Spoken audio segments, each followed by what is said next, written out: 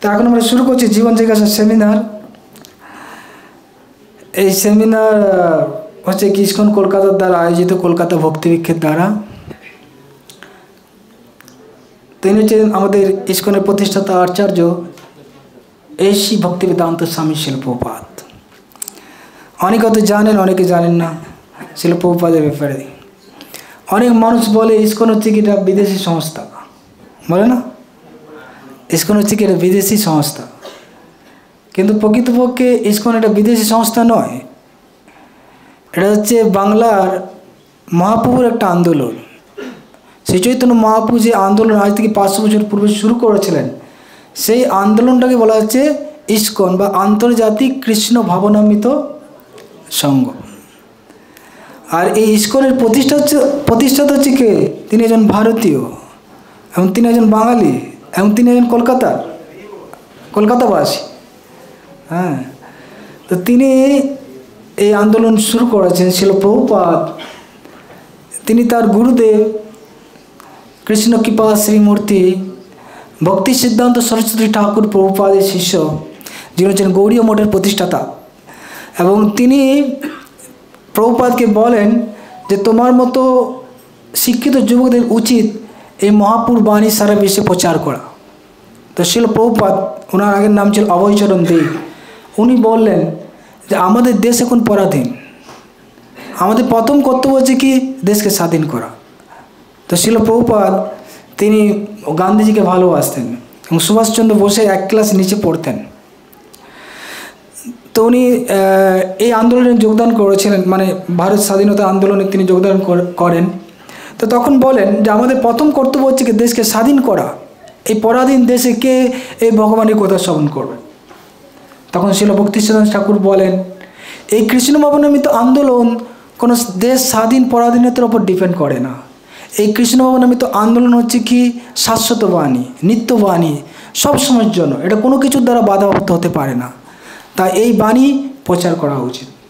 তো শিল ভক্তি বেদান্ত স্বামী প্রভুপাদ তখন তিনি গৃহস্থ ছিলেন এবং গৃহস্থ জীবনে ছিল, ওনার সন্তানও ছিল।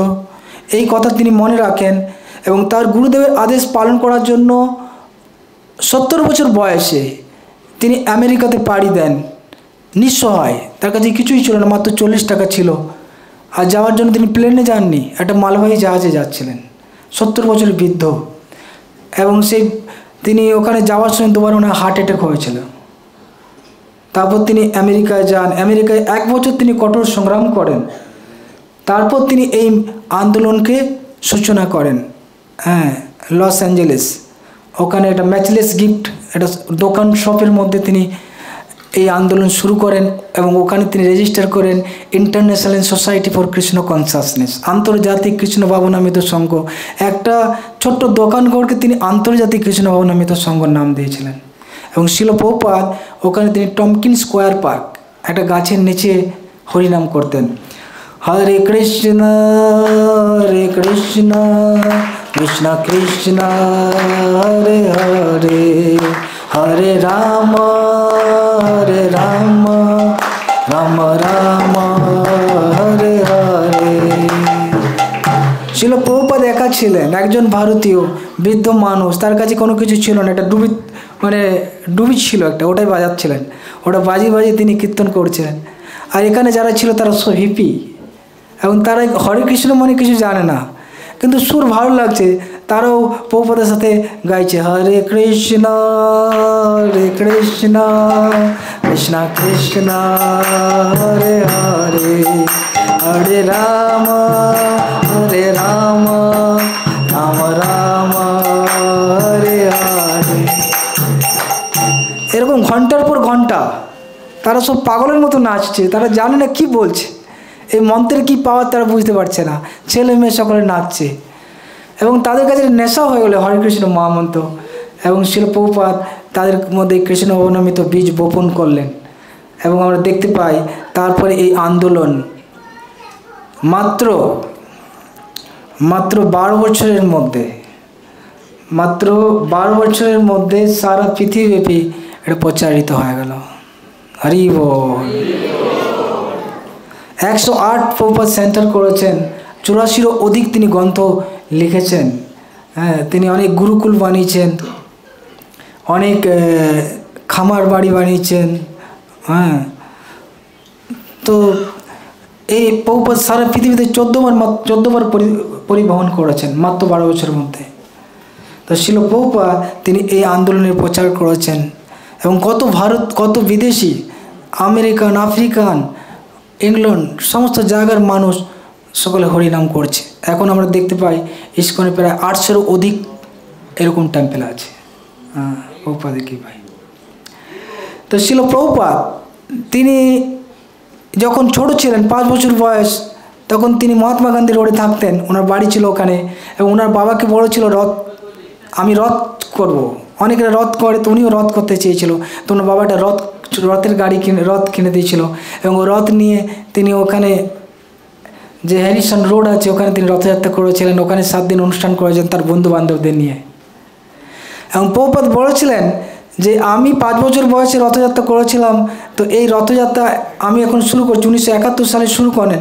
এবছর হচ্ছে আমাদের কলকাতার 53তম রথযাত্রা। এবং উনি বললেন এই কলকাতার রথযাত্রা যেন সারা বিশ্বে শ্রেষ্ঠ হয়। তো আমি শুনলাম এই বছর কলকাতার রথযাত্রা প্রায় 20 লাখের মতো ভক্ত অ্যাটেন্ড করেছে। 1 লাখ খিচুড়ি প্রসাদম ডিস্ট্রিবিউশন হয়েছে। এছাড়া আরও মানে কয়েক হাজার বিভিন্ন জায়গাতে লাইভ মেম্বার, ডোনার বিভিন্ন জায়গাতে প্রসাদ ডিস্ট্রিবিউশন হয়েছে।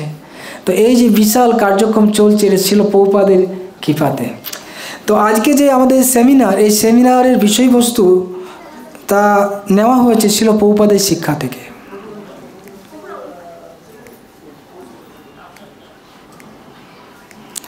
তো আমাদের সেমিনার নাম হচ্ছে কি জীবন জিজ্ঞাসা, ঠিক আছে না? জিজ্ঞাসা মানে হচ্ছে কি? জিজ্ঞাসা মানে হচ্ছে জানার কৌতূহল, কোনো কিছু জানার জন্য একটা কৌতূহল, তাকে বলা হচ্ছে কি জিজ্ঞাসা, ঠিক আছে না? তো আমরা দেখি সকাল থেকে রাত্রি পর্যন্ত মানুষ জিজ্ঞাসা করছে না? ঘুম থেকে উঠে জিজ্ঞাসা করছে এবং রাত্রিতে শোয়া পর্যন্ত প্রত্যেকে জিজ্ঞাসা করছে। ডাক্তার পেশেন্টকে জিজ্ঞাসা করছেন, দোকানদার খরিদ্দারকে জিজ্ঞাসা করছেন, টিচার স্টুডেন্টকে করছেন, ঠিক না? বিভিন্ন জায়গাতে আমরা দেখতে পাই জিজ্ঞাসা চলছে। শুধু মানুষের মধ্যে নয়, পশু সমাজেও দেখতে পাই তারাও জিজ্ঞাসা করছে, তাদের ভাষাতে জিজ্ঞাসা করছে না? কিন্তু জিজ্ঞাসার বিষয়বস্তু কি? এই জিজ্ঞাসার বিষয়বস্তু কি না, তাদের জিজ্ঞাসার বিষয়বস্তু হচ্ছে কি আমরা কোথায় খাবো, কোথায় ঘুমাবো, কোথায়, ঠিক না, আত্মরক্ষা করো, কীভাবে আমরা বংশ বিস্তার করো, এটা হচ্ছে তাদের জিজ্ঞাসা। তো মানুষও জিজ্ঞাসা করছে, পশু জিজ্ঞাসা করছে, এবং মানুষ আর পশুর মধ্যে এই জিজ্ঞাসার মধ্যে কোনো পার্থক্য নেই।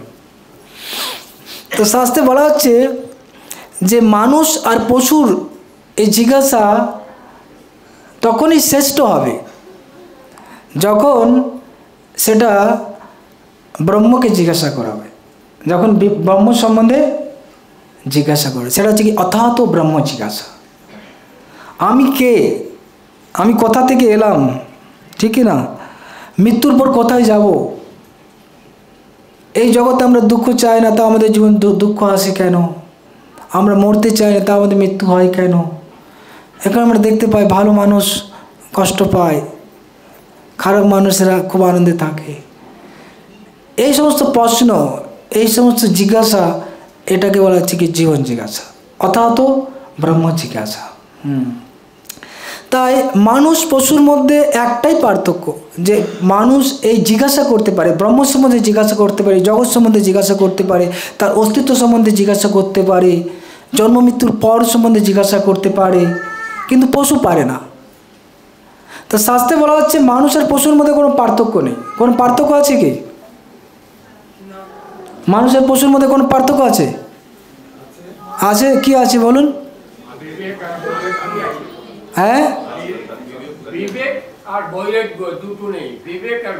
বিবেক নেই, একটা বৈরাগ্য নেই।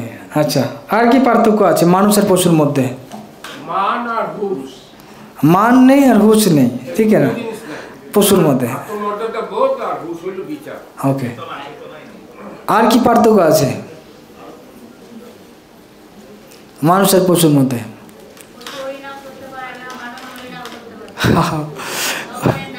ওকে, ভালো। মানুষ হরিনাম করতে পারে, পশু হরিনাম করতে পারে না। আর কিছু পার্থক্য আছে? হ্যাঁ, মানুষ পারে, পশু পারে ভাব প্রকাশ করতে পারে না। পশুর হুঁশ আছে না নেই? পশুরও হুঁশ আছে। এখন মানুষ পশু হয়ে গেছে বলছে।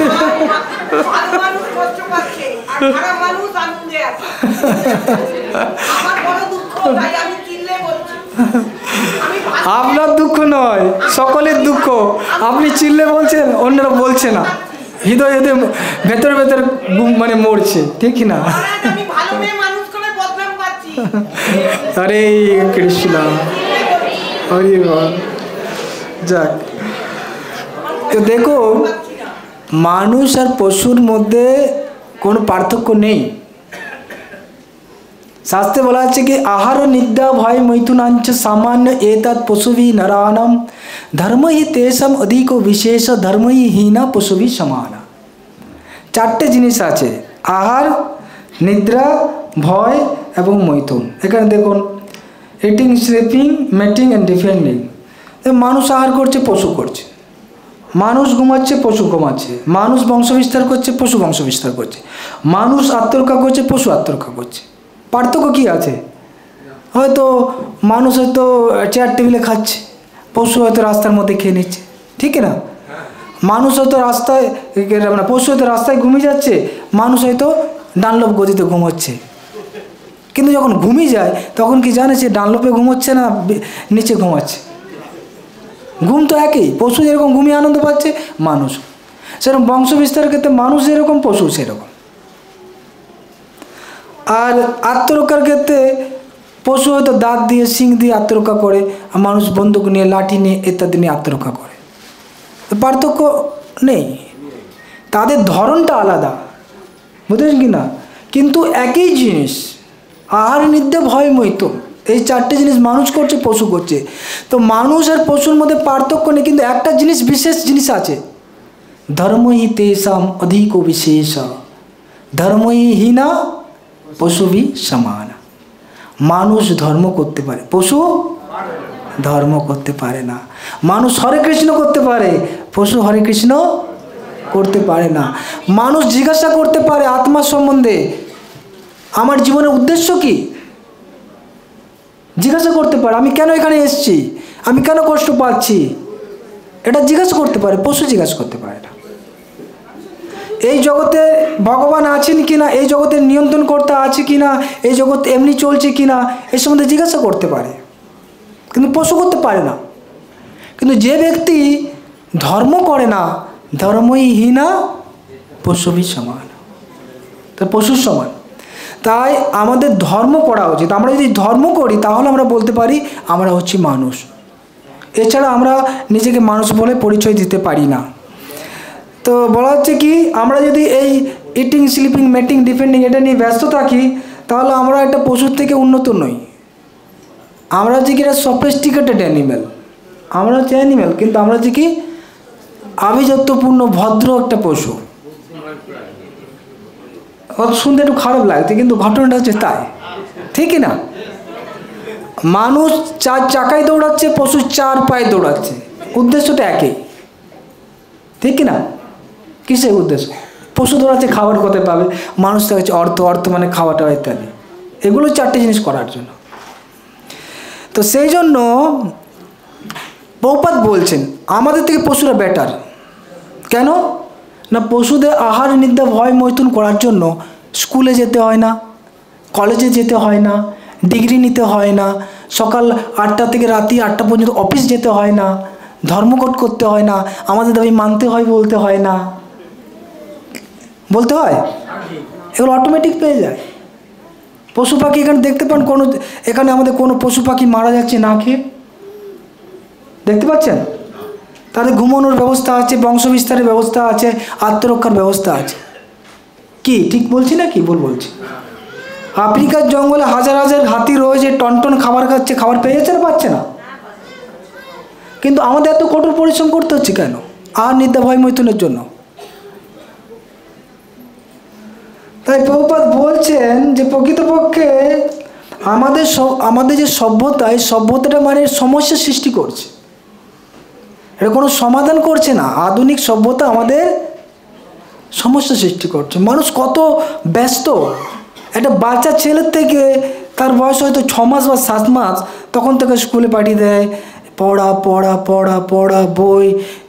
এ তো বাচ্চা মা বাবা দিয়ে তাকাচ্ছে সঙ্গে সঙ্গে, ঠিক না? দেখতে পাচ্ছ কত টর্চার হচ্ছে। আগেকার দিনে বাচ্চা ছেলেরা খেলাধুলো করতো না? অন্তত বাচ্চার সময়টা তাদের আনন্দে কেটে যেত। তারপরে না হয় স্কুলে যেত, এই পড়াশোনা করতো, এই করতো, তাদের একটা টেনশন ছিল। বাচ্চা বয়স তো আনন্দে কেটে যেত, ঠিক কি না? এখন 5 বছর আগের থেকে তাদের জীবনকে মানে অশান্ত করে দিচ্ছে বাবা মা। কত কম্পিটিশন স্কুলে ভর্তি করার জন্য, এই সেই করার জন্য, তারপরে চাকরি নেই, কি ঠিক না? তো তাই দেখুন, আমাদের যে বৈদিক সভ্যতা বানিয়েছে মানে প্রবলেম সৃষ্টি করেছে, কোনো কিছু সমাধান করেনি। তাই দেখতে গেলে আমাদের থেকে পশুরা বেশি উন্নত আছে, আমাদের থেকে পশুরা বেশি উন্নত এই সব ব্যাপারে, এবং তাদের কোনো প্রবলেম নেই,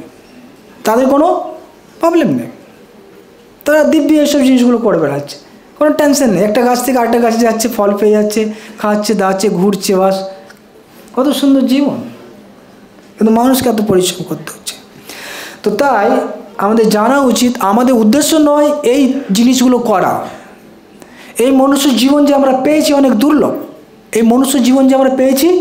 অনেক দুর্লভ, লব্ধা সুদুর্লভম ইদম বহু সম্ভবন্তে মনুষ্যম অর্থদম অনিত্যম অপিয় ধীর তুর্ণম যতে তনপতে অনুমিত্য যাওয়ান নিশ্চয় সায় বিষয়কুল সর্বসতা। বলা হচ্ছে এই মনুষ্য জীবন লাভ করতে লব্ধা সুদুর্লভ, অনেক জীবন পর আমরা মনুষ্য জীবন পেয়েছি, অনেক জীবন অতিক্রম করতে হয়েছে, 84 লক্ষ যোনি, তারপরে এই মনুষ্য শরীর পেয়েছি। এবং এই মনুষ্য শরীর হচ্ছে কি অর্থদ, কেন ভগবত প্রাপ্তি হতে পারে, আত্ম উপলব্ধি হতে পারে। কিন্তু এই মনুষ্য জীবন হচ্ছে অনিত্য, যে কোনো সময় মৃত্যু হতে পারে না? পারে না। আমরা বলতে পারি না আমরা অনেক দিন বাঁচবো, বৃদ্ধ বয়স পর্যন্ত বাঁচবো না। অনেক মানুষকে বলা হয় আপনারা হরিনাম করুন, গীতা পড়ুন, ক্লাসে আসুন, এখনো সময় হয়নি। আচ্ছা, কখন সময় হবে? যখন বৃদ্ধ হব তখন হরিনাম করব, ঠিক না?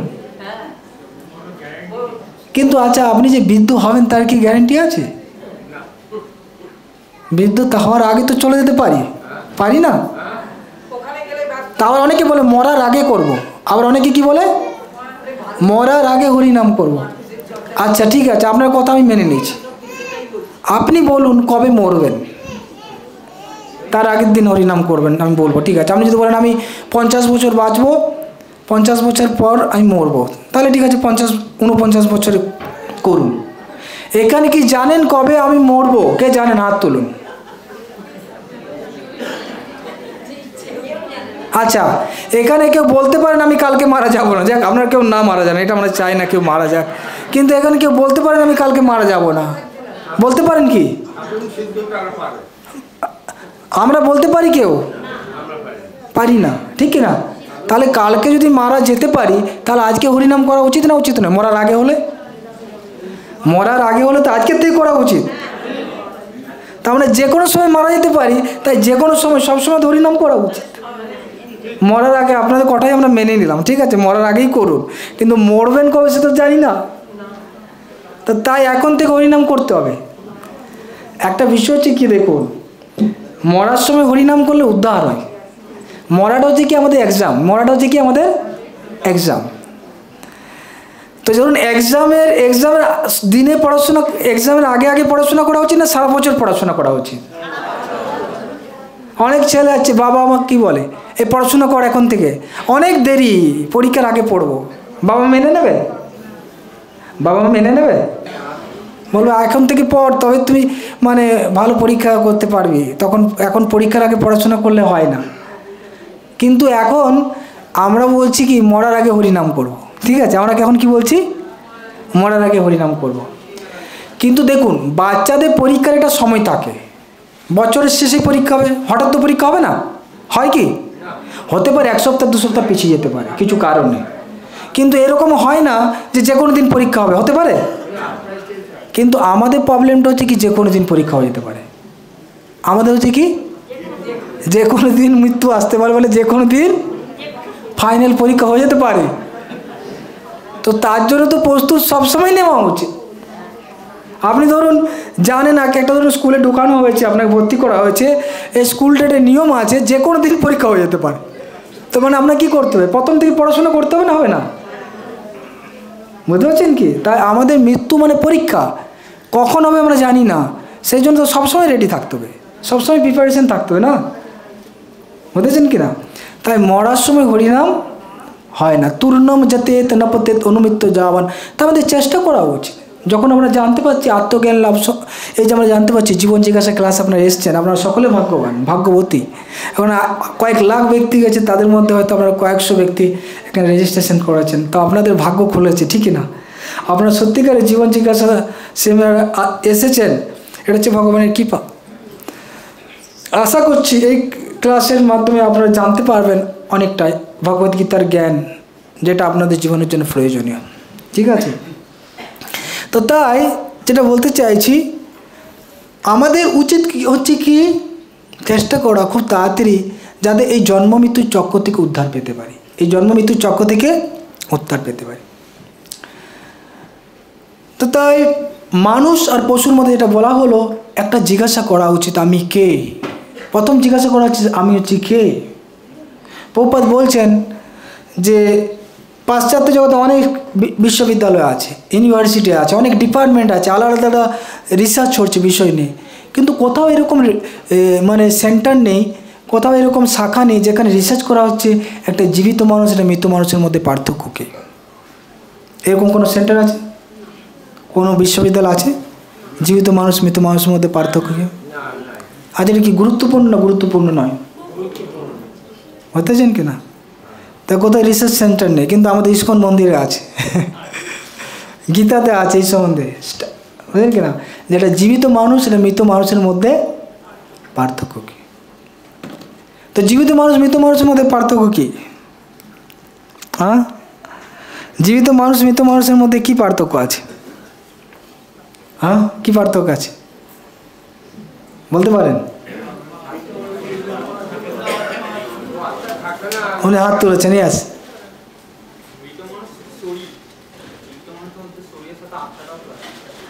আচ্ছা, জীবিত মানুষের মধ্যে আত্মা আছে, আর মৃত মানুষ মানে শুধু শরীর আছে। Very good. হ্যাঁ, তো তাই এটা অনেকের ধারণা নেই, অনেকে ভাবছে যে এই যে চেতনাটা জড় বস্তু থেকে এসছে, অনেকে কীভাবে এই চেতনা হচ্ছে কি জড় বস্তু থেকে এসছে, কিন্তু সেটা নয়, চেতনা আসছে কোথা থেকে? আত্মা থেকে। তাই মৃত মানুষ মানে যখন তার শরীর থেকে আত্মা বেরিয়ে যাচ্ছে তখন তাকে বলা হচ্ছে মৃত। অর্থাৎ আমরা শরীর না আমরা আত্মা? আমরা শরীর না আত্মা? আত্মা, বুঝতে পারছেন তো? হ্যাঁ, আমরা শরীর। আমরা যদি শরীর হই তো মরার পর শরীরটা কেন ঘর থেকে বের করে দেয়, ঠিক না? আমি যদি শরীর হতাম, ঠিক না, যেমন আমরা দেখি প্রভুপাদ বলছেন কোনো ব্যক্তি যখন মারা যায় তখন বলে না আমার ঠাকুমা মারা গেল গো, আমার ঠাকুমা চলে গেল গো, বলে না আমার দাদু চলে গেল গো। তখন জিজ্ঞাসা করে আচ্ছা তোমার ঠাকুমা তো পড়ে রয়েছে বিছানার মধ্যে, সবই তো রয়েছে, তা কে চলে গেল? তাহলে তুমি যার সাথে কথা বলছিলে, যার সাথে খেলাধুলা করছিলে, যে শরীরটা নিয়ে তুমি সব কিছু করছিলে, সেটা তোমার ঠাকুমা নয়, ঠিক না? সেটা নিশ্চয়ই ঠাকুমা নয়, ঠাকুমা ছিল সে আত্মা যেই শরীর থেকে বেরিয়ে গেছে, ঠিক না? আচ্ছা, যখন ঠাকুমা বেরিয়ে গেল তখন দেখলেন কি হেঁটে হেঁটে বেরিয়ে চলে যাচ্ছে ছাতা নিয়ে, নাকি দেখা যায়? কেন দেখা যায় না? হ্যাঁ, আত্মা কেন দেখা যায় না? আত্মা হচ্ছে খুব সূক্ষ্ম। আত্মার সাইজ সম্বন্ধে বলা হচ্ছে কেশাগ্র শতভাগস্য শতদা কল্পিতস্য, চুলের অগ্রভাগের 10,000 ভাগের 1 ভাগ হচ্ছে আত্মার সাইজ, খুব সূক্ষ্ম। তারপর হচ্ছে কি সূক্ষ্ম হলো কি হবে, এটা হচ্ছে চিন্ময় বস্তু, এটা মানে কোনো ম্যাটার নয়, এটা স্পিরিট ম্যাটার, স্পিরিট, এটা হচ্ছে ম্যাটেরিয়াল নয়, স্পিরিচুয়াল। তাই ম্যাটেরিয়াল থিং যে আছে সেগুলো আমরা দেখতে পারি, হয়তো অনুবীক্ষণ যন্ত্রের মাধ্যমে দেখতে পাবো, কিন্তু এটা হচ্ছে স্পিরিচুয়াল, সেজন্য একে আমরা দেখতে পাই। যখন কেউ মারা যায়, যদিও আমাদের চোখের সামনে সে ব্যক্তি চলে যায়, কিন্তু আত্মা শরীর ছেড়ে চলে যায়, আমরা দেখতে পাই না কেন, ওটা হচ্ছে স্পিরিচুয়াল জিনিস। তাই আমরা বলি ভগবানকে দেখান, বলে না, বলে না ভগবানকে দেখান। আরে ভগবানকে দেখবো কি, আপনার সাথে যে আপনার স্বামী স্ত্রী ছেলে দাদু দিদি ঘুরছে, তাদের আপনি দেখুন, তার সবার সঙ্গে কথা বলছে, খাচ্ছে দাচ্ছে, যখন চলে যাচ্ছে দেখতে পাচ্ছেন তো? তার আত্মা হচ্ছে কি ভগবানের অংশ, তাকে দেখতে পান, তো ভগবানকে কীভাবে দেখতে পাবেন? বুঝতে পারছেন? আপনি আমাকে দেখতে পাচ্ছেন? হ্যাঁ, দেখতে পাচ্ছেন না, আপনি আমার শরীর দেখতে পাচ্ছেন, আপনি আমাকে দেখতে পাচ্ছেন না। সেরকম আমি আপনাকে দেখতে পাচ্ছি না, আপনার শরীরকে আমি দেখতে পাচ্ছি, হয়েছে? তাই আপনি যদি আমাকে দেখতে না পারেন, আপনার সামনে কথা বলছি, ফিরছি, ঘুরছি, আপনি আমাকে দেখতে পাচ্ছেন না, তা আপনি ভগবানকে কীভাবে দেখতে পারেন? ঠিক কি না? হ্যাঁ। তো দেখুন, এই আত্মার অস্তিত্ব সম্বন্ধে শাস্ত্রে তো প্রমাণ আছে, এছাড়া আমাদের অনেক প্র্যাকটিক্যাল, আমাদের জড়জাগতিক জীবনে দেখতে পাই রিইনকার্নেশন, জাতিস্বর, দেখেছেন জাতিস্বর, যারা পূর্ব জীবনে কথা বলতে পারে। এই যে মেয়েটা স্বর্ণলতা মিশ্র, এই যে বিয়া পাঠক, কাটনিতে পরে জন্ম হয়, এরকম অনেক আছে। আরেকটা মেয়ে ছিল শুক্লা, তার পূর্ব জীবনে ওনার জন্ম হয়েছিল নদিয়ায় রথপাড়ায়, এবং তার একটা ছেলে ছিল, তার ছেলের নাম কী ছিল সে বলতো, 3 বছরের ছেলে, একটা বালিশ কিনে আদর করতো, বলতো এটা আমার ছেলে, এটা আমার ছেলে, ছেলের নাম বলতো, আমার বাড়ি রথতলায়। ওর বাবা বলতো আরে এ মেয়ে কখনো রথতলা যায়নি, রথতলা নদিয়ার কথা বলছে, ওর একটা বন্ধু চাকরি করতো, তো জিজ্ঞেস করতে নদিয়া কি রথতলা আছে? বলছে হ্যাঁ আছে রথতলা। বলছে আমার মেয়ে বলে ওখানে ওর আগে ছিল, তো ওকে ট্রেনে করে নিয়ে যাচ্ছিলো, কোনোদিন যায়নি, 3 বছরের মেয়ে, বলে এর পরের স্টেশনটা হচ্ছে রথতলা স্টেশন। তখন নেমে গেল, ওর নিজে চলে গেল, গিয়ে ওর বাড়ি যেখানে ছিল না, ওই বাড়ির মধ্যে যেখানে দরজা ছিল সেখানে বন্ধ করে দিয়েছে, এই কয়েক বছর হয়েছে, তার জন্য ওখানে আটকে গেছে। তারপরে পিছন দিক থেকে ঢুকছে, তারপর দেখছি ওর শ্বশুর, যে আগের পূর্ব জীবনের শ্বশুর ছিল, তাকে দেখে মাথায় দিচ্ছে, লজ্জা পাচ্ছে। আর ছেলে দেখছে বড় হয়ে গেছে, তার কোথায় বাসকে কী ছিল সেটা সে দেখতে পেয়েছে, বলেছে এর মধ্যে কী আছে, তার স্বামী কী খেতে পারলো, সব কিছু বলছে। তার মানে ও জানলো এই পূর্ব জীবনে ওর বাড়ির বউ ছিল, সে 2.5 বছর আগে মারা গেছে, এবং সে এখন এই বাচ্চা ছেলের জন্ম হয়েছে। এরকম হাজার হাজার কেস পাবেন, রিইনকার্নেশন আপনারা খুঁজুন, নেটে সার্চ করুন, হাজার হাজার কেস পাবেন, যারা পূর্ব জীবনের কথা বলতে পারে। বুঝেছি কী বলতে চাইছি? তাই এটা কী করে হতে পারে, একটা আত্মা আরটা আগের জীবনের কথা কী করে বলতে পারে? তার মনে হচ্ছে কি আত্মা আছে, ঠিকই না, আত্মার মৃত্যু নেই। তাই আমাদের জানতে হবে আমাদের প্রকৃত স্বরূপ কি, আমাদের প্রকৃত স্বরূপ হচ্ছে কি, আমার প্রকৃত স্বরূপ হচ্ছে কি, আমি হচ্ছি কে না, আমি হচ্ছি শরীর নয়, আমি হচ্ছি আত্মা। এখন দ্বিতীয় কোশ্চেন, মৃত্যুর পর কি কোনো জীবন আছে? অনেক বড় কোশ্চেন, মৃত্যুর পর কোনো কিছু জীবন আছে? মৃত্যুর পর কি সব শেষ? হ্যাঁ,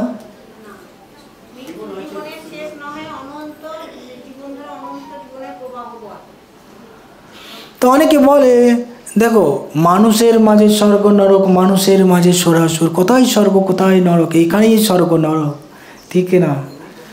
আর এখন আমরা এই জীবন পেয়েছি, এখন শুধু খেয়ে দে জীবনটাকে ফুর্তি করে নাও।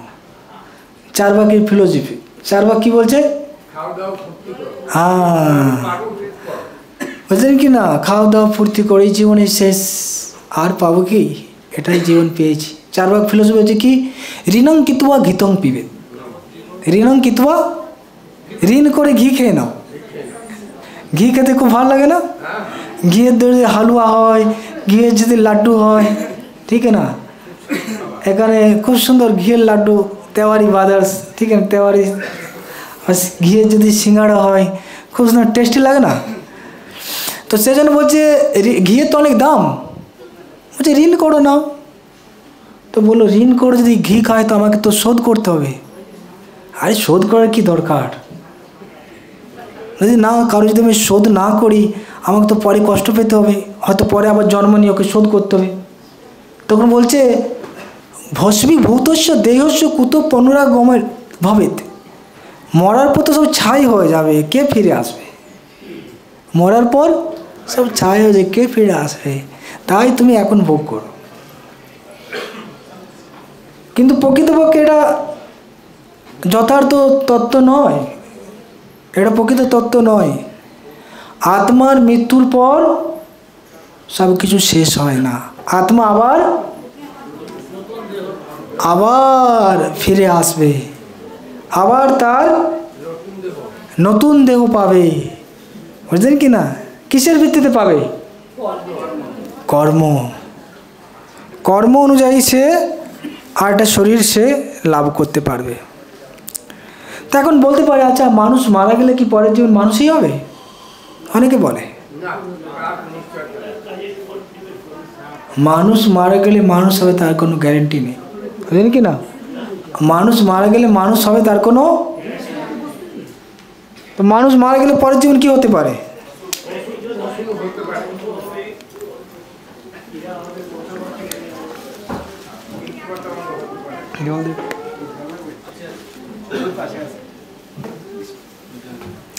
মানুষ মারা গেলে কি কি হতে পারে বলুন?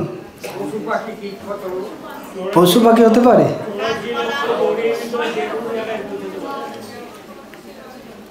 পশু পাখি, কীট পতঙ্গ, গাছপালা হতে পারে। আর কি হতে পারে? মাছ হতে পারে।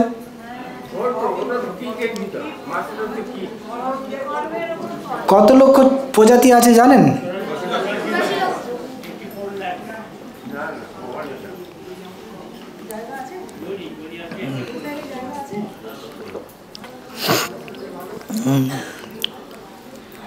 চুরাশি লক্ষ প্রকার প্রজাতি আছে। এই প্রজাতিগুলো কী কী আছে দেখুন। অ্যাকুয়াটিক 9 লাখ, মানে জলচর। মাছটা দিতে 9 লক্ষ প্রকার। পক্ষী হচ্ছে কি 10 লাখ বার্ডস, গাছ 20 লাখ, মানুষ 4 লাখ, অ্যানিম্যালস হচ্ছে 30 লাখ, ইনসেক্ট 11 লাখ, এভাবে 84 লাখ প্রকার প্রজাতি আছে। তা আমরা আমাদের কর্ম অনুযায়ী এরকম শরীরের মধ্যে যাব, যেরকম আমাদের কর্ম থাকবে সেরকম শরীর। এগুলো হচ্ছে একটা গাড়ির মডেল, এগুলো হচ্ছে একটা গাড়ির মডেল। যেমন যার যেরকম টাকা থাকে সে সেরকম গাড়ির দোকানে শোরুমে যায় না, সেরকম কোম্পানির গাড়ি কিনে বাস চলতে থাকে। তো এটা হচ্ছে একটা গাড়ির মডেল, বুঝলেন কি না? এখন এই গাড়ির মডেল নিয়ে আমরা অনেক দিন ঘুরেছি, বিভিন্ন রকম মাছ, পশু পাখি। ভগবান বলেছেন ঈশ্বর সর্বভূতানি জন্তু রূঢ়ানি মায়া ভাময়ামি সর্বভূতানি হৃদয়েষু অর্জুন তিষ্ঠতি। হে অর্জুন, আমি প্রতিটা জীবের হৃদয়ে বসে তাকে এই যন্ত্রের মধ্যে, মনুষ্য শরীর বা এই শরীররূপ যন্ত্রের মধ্যে চড়িয়ে তাকে আমি ভ্রমণ করাই। তো ভগবান পাশে বসে থাকে আর আমি হচ্ছে ড্রাইভিং করছি। আমরা হচ্ছে আত্মা, আমরা হচ্ছে গাড়িটা ড্রাইভিং করছি। পাশে কে আছে? পরমাত্মা আছে। পরমাত্মা সবসময় আছে আমার সাথে। আমি কি করছি, আমার কর্মের সাক্ষী আছে, আমার কর্মে অনুমোদন করছেন, বুঝলেন কি না? সব কিছু তিনি নোট করছেন, পরমাত্মা আমার সাথে আছেন। তো এই গাড়িটা হচ্ছে কি, এই শরীরগুলো হচ্ছে একটা গাড়ির মডেল। তা যার যেরকম কর্ম আছে সে সেরকম গাড়ি নেবে। এখন মনুষ্য শরীর সে আমরা পেয়েছি, এখন মনুষ্য শরীরও বিভিন্ন রকম মনুষ্য শরীর আছে, বিভিন্ন রকম পরিবার আছে, ঠিক না? ধনী দরিদ্র এবং তাদের সুন্দর আছে, বিভিন্ন রকম রূপ আছে। এগুলো ডিপেন্ড করছে আমাদের কর্ম অনুযায়ী। তা আমাদের যেরকম কর্ম থাকবে সেই অনুযায়ী আমরা এরকম শরীর লাভ করব, বুঝলেন কি না? তো সেই জন্য তাহলে কি করা উচিত? আমরা জানতে পারলাম যে আমরা হচ্ছে কি শরীর নই, আমরা আমরা হচ্ছে কি আত্মা, ঠিক না? তারপর হচ্ছে আমাদের মৃত্যুর পর সব কিছু শেষ না, আমাদের আবার জন্ম নিতে হবে।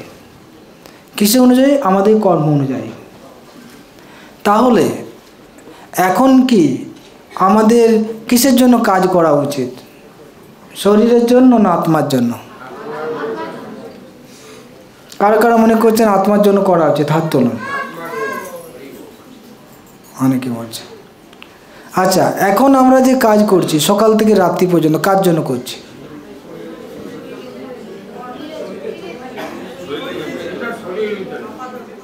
আপাতত কি করছি? শরীরের জন্য না?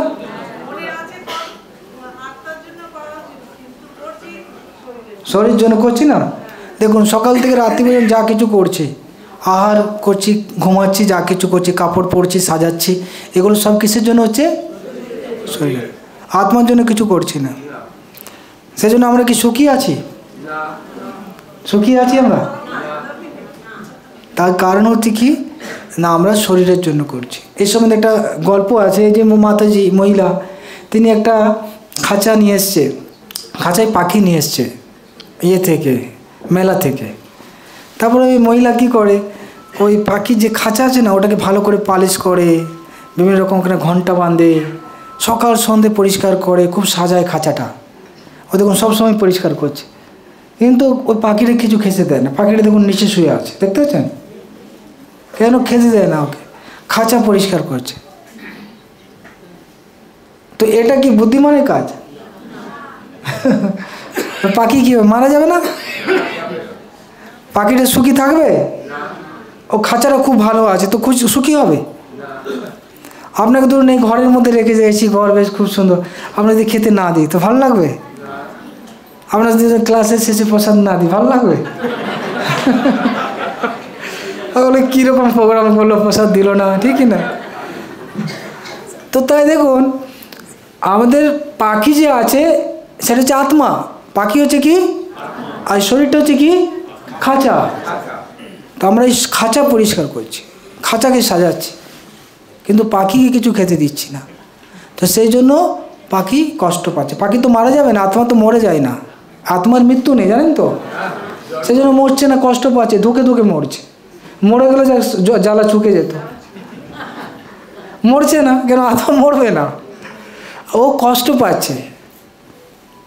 আচ্ছা, এই যে ব্যক্তি মানে খেতে পায় না, দরিদ্র ব্যক্তি, তারাই কি কষ্ট পাচ্ছে? তাদের আত্মায় কষ্ট পাচ্ছে না সবাই কষ্ট পাচ্ছে? সকলে স্টারভেশনের মধ্যে আছে, সবাই অনাহারের মধ্যে আছে। সে ধনী হোক দরিদ্র হোক যাই হোক না কেন, সুন্দর হোক শিক্ষিত হোক অশিক্ষিত হোক, সকলের আত্মা অনাহারের মধ্যে আছে, প্রত্যেকেই কষ্ট পাচ্ছে, বুঝলে কি না? তাই কৃষ্ণ ভাবনামৃত আন্দোলন সকলের জন্য, এই কৃষ্ণ ভাবনামৃত আন্দোলন সকলের জন্য, সকলের জন্য প্রয়োজন। এটা কোনো বিশেষ বর্ণ, কিছু বিশেষ জাতি তাদের জন্য নয়, এই কৃষ্ণ ভাবনামৃত আন্দোলন সকলের জন্য প্রয়োজনীয়। তাই দেখুন, আমরা এই জগতে সুখী নই, আমাদের জীবনে কষ্ট রয়েছে। তার কারণ আমরা শুধু শরীরকে দেখছি, আত্মাকে দেখছি না। সে সময় আরেকটা উদাহরণ দেওয়া হয়েছে, যে মাছ আছে, মাছকে যদি জলের বাইরে নিয়ে আসেন, নিয়ে এসে ওকে যদি ডানলপ গদিতে শুয়ে রাখেন, এসি ঘরে ভালো ফিল্ম দেখান, আইসক্রিম খেতে দেন, ভালো ম্যাগাজিন পড়ান, ও কি খুশি হবে মাছ?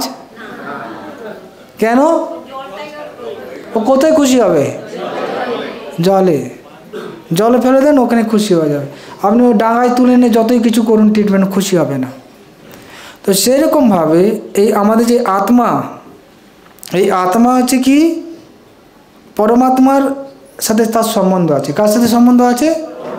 পরমাত্মার সাথে। তার থেকে যখনই আমরা বিচ্যুত হয়ে যাব, তার থেকে বিচ্যুত হয়ে যখন এই জড় বস্তুর সাথে আমরা সম্পর্কিত হচ্ছে, জড় শরীরের সাথে, জড় রিলেশন, জড় জগতের সাথে, তখন আমাদের ওই মাছের মতনই অবস্থা। আমরা এখানে সুখী হতে পারছি না, এখানে আমরা ছটফট করছি। কেন? আমাদের এই জায়গাটা আমাদের নয়। এই যে জগতে আমরা শরীরটা আছে না, এই শরীরটা একটা খাঁচা, এটা হচ্ছে একটা প্রিজন, বুঝলেন কি না? আমাদের শরীরকে বন্দি করে রেখেছে। আমাদের মনে হচ্ছে শরীরের মধ্যে বন্দি করে রেখেছে? মনে হচ্ছে? আমরা কেউ মনে করছি না। আমরা কেউ মনে করছি আমরা খাঁচার মধ্যে বন্দি আছি? আমরা কেউ মনে করছি জেলখানার মধ্যে রয়েছি? আমরা মনে করছি খুব স্বাধীন, আমরা যে খুব স্বাধীন, কিন্তু না, আমরা সকলেই পরাধীন। ভগবানের মায়ার দ্বারা, 3 গুণের দ্বারা প্রত্যেকে আবদ্ধ। আমরা জন্ম মৃত্যু জরা ব্যাধির দ্বারা প্রত্যেকেই তার দ্বারা প্রভাবিত। আমরা রোগ চাই না, আমাদের জীবনে রোগ আসবে। আমরা মরতে চাই না, আমাদের জীবনে মৃত্যু আসবে। আমি দুঃখ চাই না, আমাদের জীবনে দুঃখ আসবে। আসে না? আসে না? তাহলে আমি আমি আমি কি স্বাধীন না কারো দ্বারা কন্ট্রোল হচ্ছে? আমি স্বাধীন না পরাধীন? পরাধীন। আমাকে কে নিয়ন্ত্রণ করছে? কে নিয়ন্ত্রণ করছে? কেউ না কেউ তো নিয়ন্ত্রণ করছে, ঠিক না? কেউ না কেউ আমাদের নিয়ন্ত্রণ করছে না? করছে না? হ্যাঁ, কে নিয়ন্ত্রণ করছে? তো বলা হচ্ছে ভগবান তো নিয়ন্ত্রণ করছেন, তার আগে আমাদের যে কর্ম আছে, কর্ম আমাদের নিয়ন্ত্রণ করছেন। প্রকৃতি যে গুণ আছে, 3টে গুণ আছে, সত্যগুণ, রজগুণ, তমগুণ, এটা নিয়ন্ত্রণ করছে। এই শরীর আমাদের নিয়ন্ত্রণ করছে। এই শরীর আমাদের নিয়ন্ত্রণ। শরীরের মধ্যে ঠান্ডা লাগছে, আমরা কষ্ট পাচ্ছি, গরম লাগছে, কষ্ট পাচ্ছি, ঠিক না? বিভিন্ন রকম রোগ হচ্ছে, কষ্ট পাচ্ছি, বার্ধক্য হচ্ছে, কষ্ট পাচ্ছি। তো আমরা এই শরীরের মধ্যে কষ্ট পাচ্ছি, কষ্ট পাচ্ছি না? তো তাই এটা কারণ একটাই যে আমরা শুধু শরীরের জন্য করছি, আত্মার জন্য কিছু করছি। তাই আমাদের আত্মারও কিছু খাবার দেওয়া দরকার, আত্মার জন্য কিছু করা দরকার। সে আত্মার খাবারটা কোথায় দেওয়া হবে? আত্মার খাবারটা কি? হ্যাঁ, এই আধ্যাত্মিক অনুশীলন, ঠিক না? ভগবানের নাম যে আমরা জপ করছি, এটা হচ্ছে একটা আত্মার খাবার। তো সেই জন্য আপনার যে আত্মা আছে, এই আত্মাকে আমাদের সাপ্তাহিক ক্লাস হয়, এই সাপ্তাহিক ক্লাসে নিয়ে আসুন আত্মাকে, ওখানে হরিনাম করুন খাবার দেওয়ার জন্য। তাহলে আত্মা প্রত্যেক সপ্তাহে যদি খাবার পায়, হরিনাম করে, গীতা শুনে, তাহলে সে কী হবে? আত্মা সন্তুষ্ট হবে এবং শরীর তো সন্তুষ্ট হচ্ছে, তাহলে আপনি সুখী হতে পারবেন। তো দুটো জিনিস ব্যালেন্স হয়ে যাবে, বুঝতেছেন কি না? তো সেই জন্য আমাদের আত্মার জন্য সময় দেওয়া দরকার, অর্থাৎ আত্মার জন্য আধ্যাত্মিক খাবার, এই জড়জাগতিক নয়। যেমন একটা গাড়ি আছে, গাড়ির খাবার হচ্ছে কি? পেট্রোল, ঠিক না? মোবিল। আচ্ছা, গাড়ির চালকের খাবারটা কি? পেট্রোল, মোবিল, ভাত, ডাল, সবজি, ঠিক না? হ্যাঁ, তাই শরীরের যেটা খাবার সেটা আত্মার খাবার নয়। আমরা যেটা খাচ্ছি এটা শরীরের জন্য। আত্মার খাবারটা হচ্ছে কি? ওই যে ভগবানের নাম, কীর্তন, জপ, ঠিক না? এইগুলো হচ্ছে আত্মার খাবার। তো এটা দিতে হবে। মানুষ জানে না, মানুষ জানে না তাদের প্রকৃত রোগ কি। দেখুন, কোনো মানুষের যখন জ্বর হয় তখন কি করে? অনেক কয়েকদিন জ্বর সারছে না, প্রথমে একটা দুটো প্যারাসিটামল ইত্যাদি খেয়ে নিল, তারপরে জ্বর সারছে না, তখন কী করবে? ডাক্তারে যাবে, কি করবে? ব্লাড টেস্ট করাবে, ঠিক না? তারপরে কী হবে? ওর কি রোগ হচ্ছে সেটা জানে, তারপরে ওষুধ দিলে তাড়াতাড়ি সেরে যাবে। এখন আমাদের সমাজের প্রবলেমটা হচ্ছে কি জানেন? আমাদের রোগটা কি সেটাই জানে না। আমাদের রোগটা কি সেটাই, মানুষের দুঃখের কারণটা কি সেটাই তারা জানে না। মানুষ কী করে সুখী হবে সেটাই তারা জানে না। ঠিক বলছি কি না মিথ্যা বলছি? তো আমাদের সেমিনারটা হচ্ছে যে জীবন জিজ্ঞাসা, মানে জানুন আপনার রোগটা কী, অন্তত এটা জেনে যান আমাদের রোগটা কী। এটা অন্তত আমরা যদি জানতে পারি আমাদের সেমিনারটা ঠিক আছে, মানে একটা কার্যকরী হলো যে আমাদের রোগটা কী, এটা আমাদের অন্তত কমসে কম জানতে হবে। রোগটা যদি জেনে যায়, কখনো যদি সময় থাকে, অর্থ থাকে, আমরা ট্রিটমেন্ট করিয়ে নেব। বুঝেছি কি না? তো রোগটা অনেকে জানে না। মানুষ কেন সুখী নয়? বলবে অর্থ নেই তার জন্য সুখী নয়। যার কাছে অর্থ হবে সুখী হয়ে যাবে। অর্থের দ্বারা সব কিছু কিনতে পাওয়া যায়, বাঘের দুধও কিনতে পাওয়া যায়, ঠিক না? হ্যাঁ, কিন্তু কে বলছে, কে ভাবছে? মানুষের সবাই ভাবছে অর্থ পেলে আমি সুখী হব। ভাবছে না? ভাবছে না কি আমার কাছে অর্থ থাকলে আমি সুখী হব? তার জন্য সকলে তো অর্থ ইনকামের জন্য দৌড়াচ্ছে, ঠিক কি না? তো ওরা হয়তো যারা অর্থ পেয়ে গেছে তারপরে ওরা মনে করছে, তার আগে পর্যন্ত মনে করছে, তার মনে করছে যে আমি অর্থ পেলে সুখী হব। কেউ হয়তো অর্থ পেয়ে গেছে তারপরে দেখছে সুখ পাচ্ছে, তখন তার মনে আসছে আরে অর্থ নিয়ে তো সুখ হচ্ছে না। কিন্তু জগতের মানুষের একটাই ভাবনা যে আমি হয়তো অর্থ পেলে সুখী হব, ভালো যদি আমার বাড়ি থাকে সুখী হব, ভালো গাড়ি থাকলে আমি সুখী হব, ভালো পরিবার থাকলে আমি সুখী হব। কিন্তু এটা রোগ নয়, এটা সুখ এটার জন্য প্রবলেম হচ্ছে না, এটার জন্য সুখ কোনো কিছু বাধা হচ্ছে না। দুঃখের মূল কারণ হচ্ছে কি, আমরা ভাবছি আমরা শরীর, আমরা যে আত্মা সেটা ভাবছি না, এবং আত্মার জন্য কিছু খাবার দিচ্ছি না, আত্মাকে ভগবত চিন্তায় নিযুক্ত করছি না। এটা হচ্ছে রোগ। দেখুন পাশ্চাত্য জগতে সব কিছু ছিল, বিদেশের ছেলে মেয়েদের কাছে টাকার অভাব ছিল না, সব কিছু ছিল, শিক্ষা দীক্ষা সব ছিল, কিন্তু তারা সব কিছু ছেড়ে দিয়ে কোথায় হয়ে ঘুরছে, কি নাম আপনার ওই হিপি হয়ে ঘুরছে। ওদের অর্থ কিছু সুখ দেয় না, তার জন্য তারা হরে কৃষ্ণ করেছে, প্রভুপাদ হরে কৃষ্ণ দিয়েছে, তার জন্য সুখী হয়েছে। বুঝতেছেন কি না? তো সেই জন্য আমাদের জানতে হবে আমরা সুখী তখনই হব যখনই আমরা এই পরমাত্মার সাথে যুক্ত হতে পারবো। পরমাত্মার সাথে যখন যুক্ত হতে পারবো তখনই আমরা সুখী হতে পারি। তো দেখুন পরমাত্মার সাথে যুক্ত হওয়ার জন্য পন্থা আছে। একটা হচ্ছে কর্মযোগ, একটা হচ্ছে কি কর্মযোগ, তারপরে হচ্ছে কি জ্ঞান যোগ, তারপরে হচ্ছে কি ধ্যান যোগ, তারপরে হচ্ছে কি ভক্তিযোগ। যোগ মানে যুক্ত হও কার সাথে? ভগবানের সাথে। যখন আমরা ভগবান বা পরমাত্মার সাথে যুক্ত হব তখনই আমরা সুখী হব, আনন্দিত হব। ঠিক আছে? কেন না, পরমাত্মা হচ্ছে পরম আনন্দময়, নিত্য জ্ঞানময়। আমরা যখন তার সংস্পর্শে যাব আমরাও আনন্দ অনুভব করতে পারবো, আমরাও জ্ঞান অনুভব করতে পারবো, এবং আমরাও নিত্যতা অনুভব করতে পারবো। বোঝা গেছে? তাই আমাদের ভগবানের সাথে কি করতে হবে? যুক্ত হতে হবে। আর কিছু করতে হবে না, কোনো কিছু ত্যাগ করতে হবে না। কি করতে হবে? যুক্ত হতে হবে। কার সাথে যুক্ত হতে হবে? ভগবানের সাথে। এখন প্রশ্ন হচ্ছে ভগবান কি আছে? ভগবান কি আছে? আছে?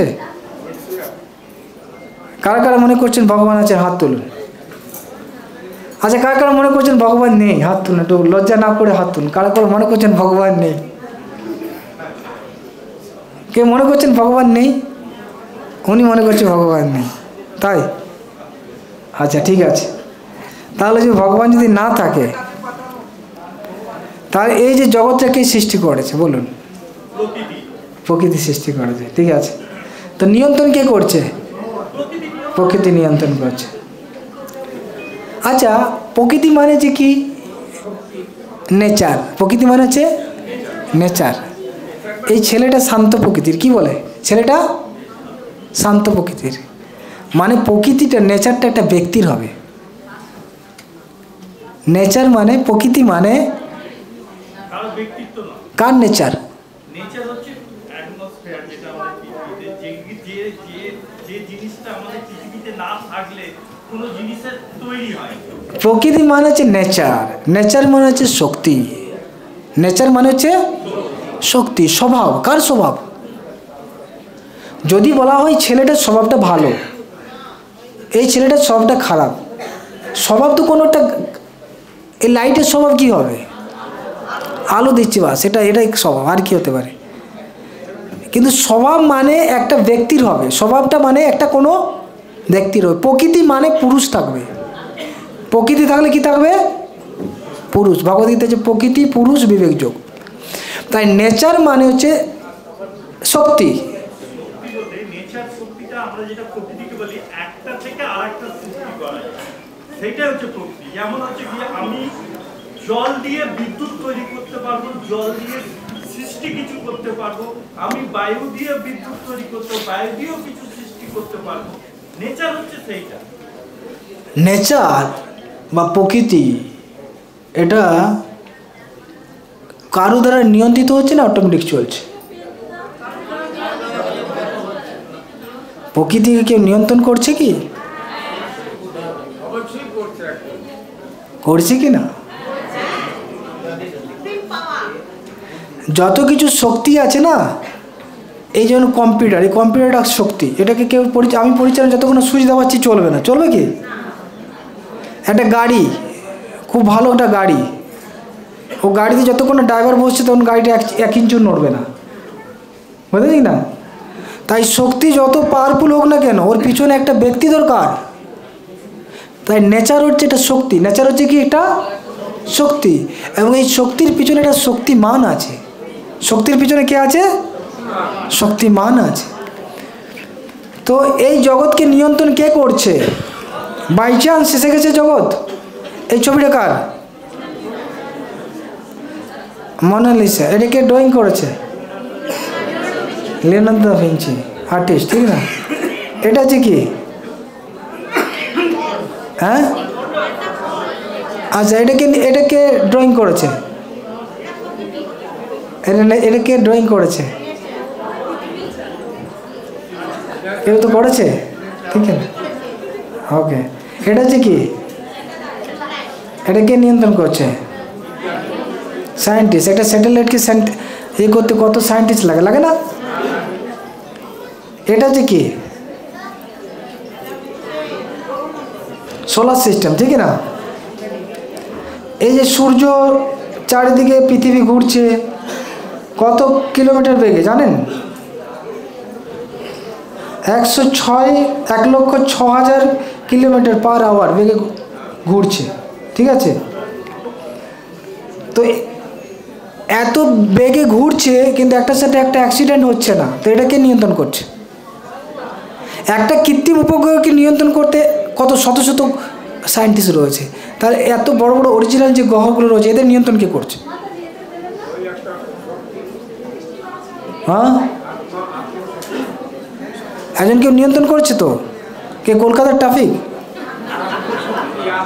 এদের মধ্যে ধাক্কা লাগছে না, খুব সুন্দরভাবে চলছে, ঠিক না? সূর্যর থেকে যদি আমরা খুব কাছাকাছি এসে যাই, পুড়ে ছাই হয়ে যাবে, দূরে গেলে বরফ হয়ে যাবে। একই ডিস্টেন্সে রয়েছে, কে রেখেছে? বুঝতে পারছেন কি? যদি বলেন ট্রাফিক কন্ট্রোল, আচ্ছা কলকাতায় এত নীল লাইট জ্বলছে কেন? গাড়িগুলো ঠিকমতো চলছে কেন? Traffic control. ট্রাফিক চলছে কি করে? ওর পিছনে লোক আছে। নীল লাইট জ্বলছে কি করে? লাল লাইট জ্বলছে কি করে? তার পিছনে কে আছে? তার পিছনে কে আছে? ট্রাফিক পুলিশ আছে। কিন্তু একজন ব্যক্তি ভাবতে পারে, ও নীল লাইট মানে ব্লু মানে গ্রিন লাইট জ্বলছে, গাড়ি চলছে, লাল লাইট জ্বলছে, গাড়ি দাঁড়িয়ে যাচ্ছে। কিন্তু ওর পিছনে যে একজন ব্যক্তি আছে, সেটা কি দেখতে পাচ্ছে? তাই যারা প্রকৃতি বলছে, তারা মানে ওটাই, নীল লাইট, রেড লাইট জ্বলছে, গ্রিন লাইট জ্বলছে, এভাবে পুরো আপনাদের ট্রাফিক চলছে। কিন্তু ওর পিছনে একজন লোক আছে। তো তাই এই যে প্রকৃতি যে কাজ করছে, এর পিছনে একজন ব্যক্তি আছে, তিনি হচ্ছেন পুরুষ। প্রকৃতির পিছনে কে রয়েছে? পুরুষ। তাই তিনি হচ্ছেন ভগবান। তা এখন বলতে পারেন আপনারা সব ধর্ম করেন, হরিকৃষ্ণ ব্যক্তি, তার জন্য এইসব ভগবান ভগবান করছেন। বিজ্ঞানের যুগে এইসব আমরা বিশ্বাস করি না, ঠিক না? কিন্তু অনেক সায়েন্টিস্ট, আপনাদেরকে বড় বড় সায়েন্টিস্ট আছে না? কে আছে সায়েন্টিস্ট? সায়েন্টিস্টরা কী বলছে? নিউটন নাকি? অ্যালবার্ট আইনস্টাইন একজন বড় সায়েন্টিস্ট নাকি? আইনস্টাইন কি বলছে জানেন? কি বলছে? There is a perfect brain behind all the natural physical laws. যেটা প্রকৃতি বলছেন না, যে লস মানে কি? নিয়ম, প্রকৃতির নিয়ম না? এই যে প্রকৃতির নিয়ম, 100 ডিগ্রি সেলসিয়াসে জল ফুটবে, 0 ডিগ্রিতে বরফ হয়ে যাবে, লটা যখন বানিয়েছে, তার পিছনে ল মেকার আছে। ল এর পিছনে কি আছে? ল মেকার আছে না নেই? তাই এই যে সায়েন্টিস্ট বলছে, যা কিছু ল দেখতে পাচ্ছ, এই লয়ের পিছনে একটা পারফেক্ট ব্রেন আছে। কি আছে? Perfect brain. আচ্ছা, পারফেক্ট ব্রেনটা কি কার হয়? গাছে মানে এটা মাটি মানে পাথরের এটা ব্রেন হয়? ব্রেন মানে হচ্ছে কি? বুদ্ধি আছে, ঠিক না? মস্তিষ্ক আছে। তার মানে এটা পারফেক্ট ব্রেন মানে আছে তার একটা পারফেক্ট পার্সন আছে, তার ব্রেনটা আছে পারফেক্ট। বুঝেছে কি না? পারফেক্ট ব্রেন আছে মানে একটা ব্যক্তি আছে যার পারফেক্ট ব্রেন আছে এবং সেই ব্যক্তিটা হচ্ছে পারফেক্ট, তার জন্য তার ব্রেনটা হচ্ছে কি। তাই উনি ইনডাইরেক্টলি একজন পারফেক্ট ব্যক্তির কথা বলছেন না, বলছে না? পারফেক্ট ব্রেন আছে, ব্রেন আছে মানে তো কোনো এমনি ব্রেন তো এখানে গাছে ঝরে না, একটা ব্যক্তির ব্রেন হয়। বোঝা যাচ্ছে কী বলতে চেয়েছি? আমি বলছি না, আইনস্টাইন বলছে দ্যাটস এ পারফেক্ট ব্রেন। সব কিছু যে লস আছে, ঋতু পরিবর্তন হচ্ছে, সূর্যচন্দ্র উদিত হচ্ছে, জোয়ার ভাটা হচ্ছে, এর পিছনে একটা পারফেক্ট ব্রেন আছে। সেই পারফেক্ট ব্রেনটা কার? সেটা হচ্ছে ভগবান, হচ্ছেন ভগবান। আরেকজন আছে, ওনার নাম হচ্ছে কি, আচ্ছা সরি উনি একটা বলেছেন, the more I study science the more I believe in god. Einstein কি বলছে, আমি যত সায়েন্স নিয়ে আরও গভীরে যাচ্ছি তত আমার বিশ্বাস হচ্ছে একজন ব্যক্তি আছেন। কেন? উনি যত রিসার্চ করছেন ওখানে দেখছে এত সুন্দর জটিল জিনিস, এত সুন্দরভাবে কাজ করছে, এটা অটোমেটিক হতে পারে না, এটা কোনো একটা ব্যক্তি বানিয়েছে।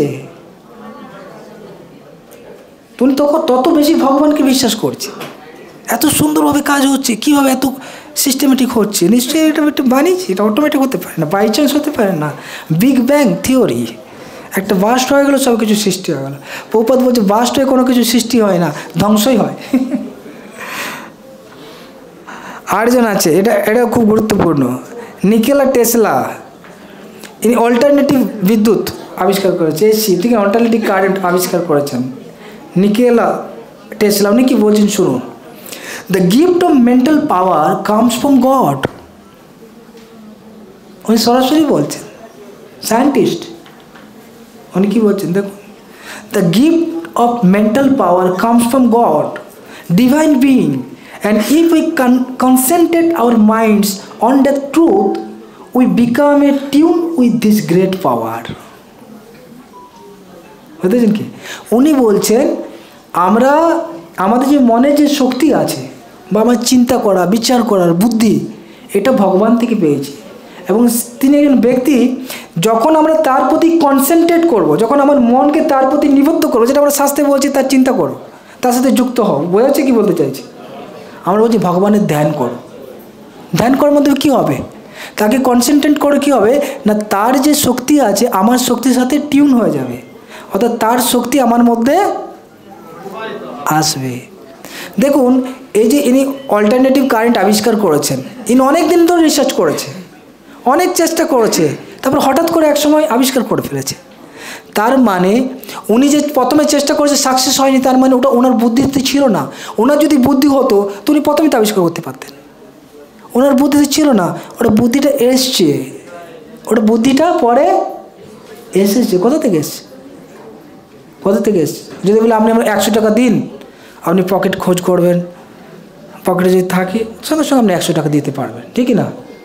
তাহলে আপনার পকেটে 100 টাকা নেই, আমি বলে পকেটে নেই, তারপরে আমি একটুক্ষণ পর চাইছি 100 টাকা দিন, তা আপনি সঙ্গে সঙ্গে 100 টাকা দিলেন। তার মানে কি আপনার পকেটে ছিল না, একজন অন্য কোনো ব্যক্তির কাছ থেকে পেয়েছেন। বোঝাতে পারছি কী বলতে চাইছি? তো সায়েন্টিস্ট আমরাও যা কিছু বিচার বিবেচনা করছি, দেখুন আমরা অনেক কিছু প্ল্যান করি, অনেক সময় বুদ্ধি পাই না, কী করবো বুঝতে পারি না, কিন্তু তারপরে হঠাৎ করে বুদ্ধি আছে। তো বুদ্ধির কোথা থেকে আসছে? বুদ্ধিটা যদি আপনারই থাকে তো আপনি তো সবসময় পাবেন। বুঝতে পারছেন কি? বুদ্ধি আসছে ভগবান থেকে, পরমাত্মা থেকে আসছে। ভগবান বলছেন দদামি বুদ্ধি যোগম তম জন্মম উপজানতে। ভগবান বলছে আমি প্রত্যেকের হৃদয়ে আছি, আমার থেকে জ্ঞান আছে, বিস্মৃতি আসে, স্মৃতি আসে, সব কিছু আমার থেকে আসে। তাই সায়েন্টিস্টদের যে বুদ্ধি, এটা কার থেকে আসছে? ভগবান থেকে আসে। তো উনি বলছেন তা আমরা যখন তার উপর ধ্যান করব তখন আমার তার শক্তি আমার মধ্যে আসবে।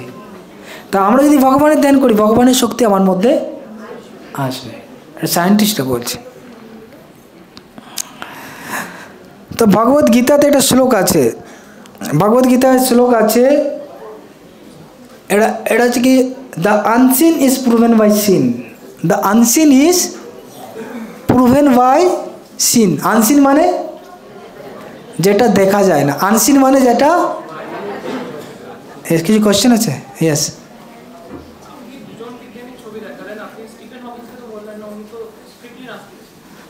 ইয়েস, তো নাস্তিক একটা প্রশ্ন, মানে এখানে আরেকটা তত্ত্ব আছে, মানে ধরুন একদিকে অ্যাথেইস্ট একদিকে থেইস্ট, আর মধ্যখানে একটা অ্যাগনস্টিক্স এর লাইন আছে, যারা বিশ্বাস করে বা করে না কোনটার মধ্যে। হ্যাঁ এখানে অনেকে দুটোতেই কারণে হাত করে, এরকম অনেক পিপল আছে, মানে হতে পারে there is মানে একটা সুপ্রিম পাওয়ার আছে বাট আমরা জানি। তো মোস্ট ইন্টেলেকচুয়াল উত্তর কি এটা না যে আমরা জানি না, আমি নিজে বিলিভ করি যে ঈশ্বর আছে, আমি বিলিভ করি, আমি জানি না। ইয়েস কিন্তু হতে পারে কেউ এমন একজন আছে বিজ্ঞানটাই বিশ্বাস, মানে আমি জানি না তাই হয় না। এখন যদি তার ভালো লাগে সেই ঈশ্বর ভাবনা আসতেই পারে। এখন যদি তার নিজে থেকে বিশ্বাস না লাগে, মানে অ্যাগনস্টিকরা তারা মনে করে ঈশ্বর থাকুক আর না থাকুক, মানে আমার কিছু যায় এইসব মানেই না। এখন এই অ্যাগনস্টিকদের জন্য কি বলবো? তাদের জন্য অপেক্ষা করবো আমরা, কখন তারা মানবে তখন তাদের আমি বোঝাবো। তাদের জন্য ক্লাস করছি, বোঝাবোর জন্য চেষ্টা করছি, ঠিকই না? ভগবান তাদের বোঝাচ্ছে। দেখুন, যে ব্যক্তি নেশা করে, কত ব্যক্তি নেশা করছে, কত ব্যক্তি খারাপ কাজ করছে, কিন্তু আমরা তাদের কী করছি? শিক্ষা দিচ্ছি, ট্রেনিং দিচ্ছি, এডুকেশন। তাদের বোঝানো হচ্ছে এটা ফল কী, এটা খারাপ। তারপর তারা শিক্ষা লাভ করছে, তারপর তাদের জীবন পরিবর্তন। এডুকেশন সিস্টেমের উদ্দেশ্য হচ্ছে মানুষকে এডুকেটেড করা, তাদের ধারণাগুলোকে, ভুলগুলোকে সংশোধন করা। তা আমাদের শাস্ত্রের উদ্দেশ্য হচ্ছে এটাই, যে তাদেরকে মানে তাদের জ্ঞান দেওয়া, যে তারা যে পরিস্থিতির মধ্যে রয়েছে সেটাকে বোঝানো। তা আমরা চেষ্টা করছি এখানে বোঝাবার যে প্রকৃত স্থিতিটা কী। তো তারপরে হয়তো তারা বুঝতে পারে, যদি চায় তারা বুঝতে পারে। হয়তো অনেকে বুঝতে পারবে না, অনেক হয়তো অনেক সময় লাগতে পারে। তা আমরা চেষ্টা করতে হবে, আর কিছু করতে পারি না। দেখুন, ভগবান কাউকে জোর করেন না। ভগবান অনেক পাওয়ারফুল, তিনি চাইলে সবাইকে জোর করতে পারেন, কিন্তু করেন না। আরেকটা প্রশ্ন, মানে ধরুন আমি ধর্মটা বলি ভগবান আছে, এবার হতে পারে যে তিনি তো দুরকম দেখতে পারেন, যে আমার কিছুতেই আমি সৃষ্টি করে দিয়েছি, কারণ অচিন্ত্যভাবে তত্ত্ব, মানে মহাপুরুষ তত্ত্ব বলে, মানে যদি ভগবান নিজে সব কিছু করতে পারে অথচ তিনি কখনো কখনো নিশ্চিত করি তার সত্যি সব কিছু অচিন্ত, মহাপুরুষ যে তত্ত্ব দিয়েছেন এটা অচিন্ত করে। তো সেই ক্ষেত্রে তো মানে ভগবান চাইছে তিনি সব কিছু নিয়ন্ত্রণ করে, সেই ক্ষেত্রে মানুষ নিজে ভগবানের শক্তি যখন কাজ করে, আচ্ছা, আমি আপনার কোশ্চেন অ্যান্সার দিচ্ছি। আমি জাস্ট একটু 7 মিনিটটা অল্প আছে, শেষ করে নিই, তারপর আমি সবাইকে কোশ্চেন করতে সুযোগ দেবো, ঠিক আছে? আমি জাস্ট 5 মিনিটের মধ্যে সেমিনার শেষ করছি, তারপর আপনাদের যত কোশ্চেন আছে আপনারা করতে পারেন, ঠিক আছে? তো এখানে বলা হচ্ছে the unseen is proven by seen. Unseen মানে যেটা দেখা যাচ্ছে, যেটা দেখা যাচ্ছে না তাকে বলা হচ্ছে কি? আনসিন। কিন্তু তাকে আমরা জানতে পারবো প্রুভেন বাই দ্য সিন, যেটা আমরা দেখতে পাচ্ছি। যেমন এখানে দেখতে পাচ্ছেন একটা মতির মালা রয়েছে না? আচ্ছা, এই মতির মালাটাতে, এই যে মতির মালা রয়েছে, এই মালাটার মধ্যে মালাটা কীভাবে রয়েছে? মতিগুলো এর ভেতরে কি আছে? আপনারা কী করে বলছেন সুতো রয়েছে? সুতো না থাকতেও পারে তো, কেন থাকবে না?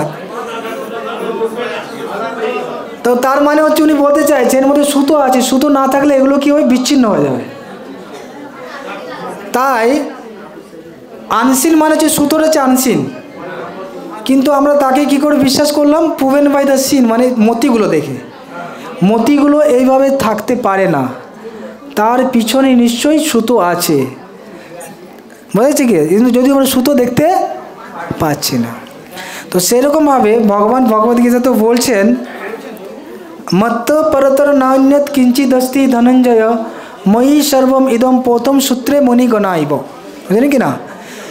উনি বলছেন যে আমার থেকে শ্রেষ্ঠ বস্তু নেই, এবং এই জগতে যা কিছু তুমি দেখছো সব কিছু আমার মধ্যে ওতপ্রোতভাবে জড়িয়ে আছে।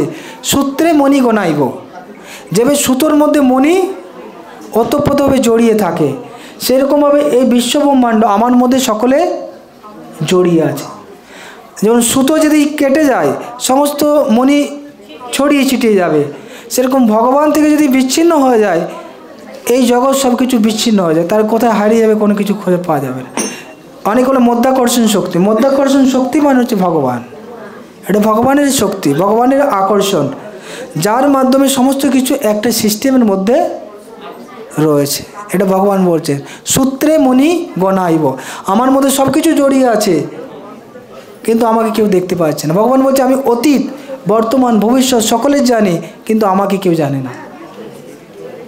বুঝলেন কি না? এটা যে ভগবান।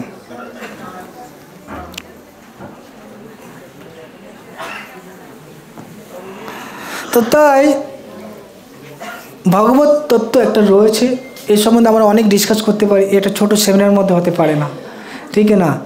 ঘন্টার পর ঘন্টা, কয়েক সপ্তাহের পর সপ্তাহ, মাসের পর মাস আলোচনা হতে পারে ভগবানের অস্তিত্ব সম্বন্ধে, ঠিক না?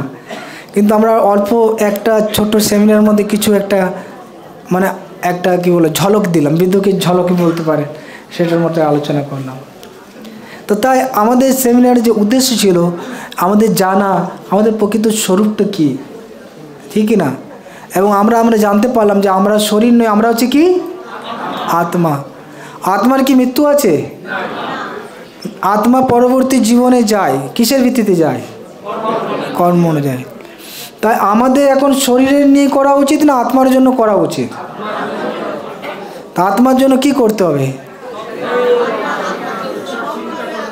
ভগবানের সাথে যুক্ত হওয়া, ঠিক না? ভগবানের চিন্তা করা, ভগবানের নাম করা, যার মাধ্যমে আমরা ভগবানের সাথে সম্পর্কিত হতে পারি, তাহলে আমরা আনন্দ পেতে পারি, তাহলে আমাদের জীবনে যে দুঃখ আছে এই দুঃখ থেকে মুক্ত হতে পারি। তো সেই জন্য আমাদের একটা আচ্ছা, এটা করার জন্য কি আমাদের ঘর বাড়ি ছেড়ে দিতে হবে? ছাড়তে হবে না। মহাপ্রভু বলছেন গৃহে থাকো বনে থাকো সদা হরি বলে ডাকো, ঠিক আছে? ঘরে থাকো বনে থাকো হরিনাম করো, হরিনাম করতে দোষ নেই, গীতা পড়তে দোষ নেই, ঠিক না? সৎসঙ্গ করতে দোষ নেই, এটা করুন। তো আমাদের যে একটা প্রোগ্রাম আছে ভক্তিবৃক্ষ প্রোগ্রাম, বাড়ির ছেলে মেয়েদের নিয়ে এরকম প্রোগ্রাম হয়, ঠিক আছে? সাপ্তাহিক ক্লাস হয়, সেখানে এরকম আইস ব্রেকার হয়, কীর্তন হয়, মন্ত্র মেডিটেশন হয়, গীতার লেসন হয়, তারপরে কিছু প্রচার প্রোগ্রাম করি এবং শেষে প্রসাদ দেওয়া হয়। সপ্তাহে 2 ঘন্টা বিভিন্ন জায়গাতে আমাদের প্রায় 265 মতো ক্লাস হয় সারা কলকাতায়। আপনার এরিয়ার পাশাপাশি অনেক ক্লাস হয়। তো আমরা সেই জন্য আপনাদের এই যে ফর্ম দিচ্ছি, অনেকে ফর্ম পেয়েছেন প্রত্যেকে, এই ফর্মটা ফিল আপ করুন, ওখানে লিখতে পারেন আপনার নাম, ফোন নাম্বার এবং আপনারা ক্লাস করতে চান কি না, অনলাইন চান না অফলাইন, ছেলে মেয়েদের যুক্ত করতে, যদি ছেলে মেয়ে থাকে যুক্ত করতে চান তাহলে লিখুন, চিলড্রেন ক্লাস সেটা যুক্ত করতে চান লিখুন, ঠিক আছে? এটা জমা দিলেও আমরা আপনার সাথে পরে কন্ট্যাক্ট করবো, আপনার ক্লাসে যুক্ত হতে পারেন। তো কারা সকলে ফর্ম পেয়েছেন তো? এটা এবং ফিল আপ করেছেন তো? ফিল আপ করে দেবেন। তো এটা যে ভক্তিবৃক্ষ প্রোগ্রাম, এটার জন্য কোনো খরচা নেই, এটা ইসকন থেকে করাই। আপনারা সকলে আসতে পারেন, বাড়িতে থেকে কাজ করুন এবং সেই সাথে আধ্যাত্মিক জ্ঞান, এই ধর্ম সম্বন্ধে জানা দরকার, আত্মা সম্বন্ধে জানা দরকার, এবং এটা আমাদের গৃহে থেকে অনুশীলন করতে পারি। এবং দেখুন আপনার পরিবার সুখী হবে। মাতাজি বলছে আমি খুব দুঃখী, ঠিক না? বলছিল না? তা আপনি ক্লাস করুন, ক্লাস করার পর 1 মাস পর বলুন আমি দুঃখী না সুখী। ক্লাস করুন, ক্লাসে আসুন, ভগবানের নাম করুন, দেখুন আপনি নিজে উপলব্ধি করতে পারবেন।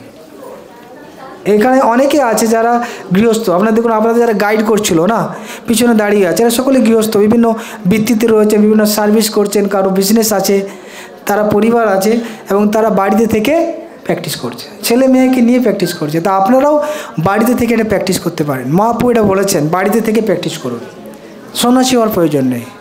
বুঝতেছেন কি? ভগবান বলছেন তুমি তোমার কর্ম করো, কর্ম করার সাথে সাথে এই ভগবত চিন্তা করো।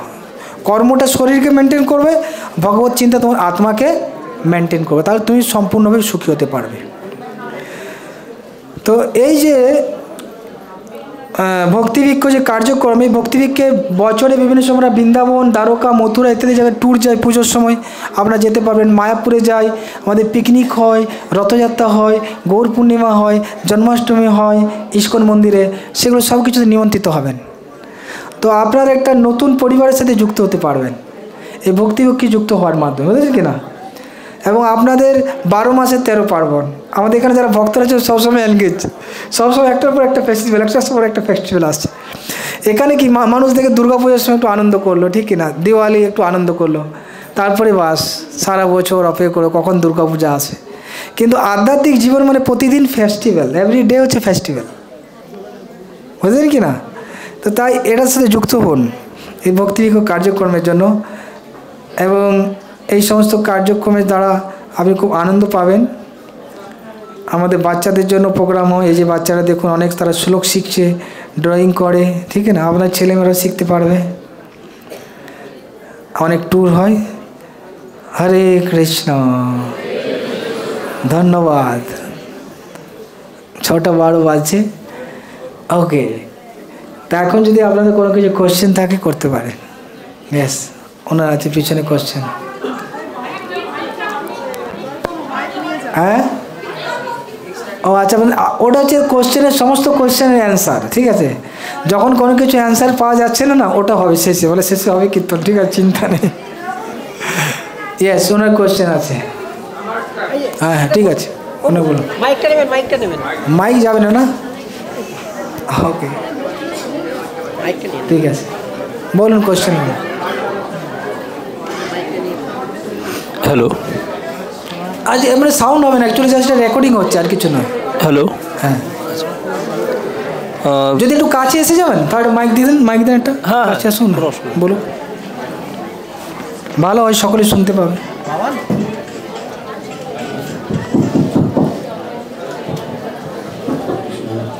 দেন দেন, হরি বল।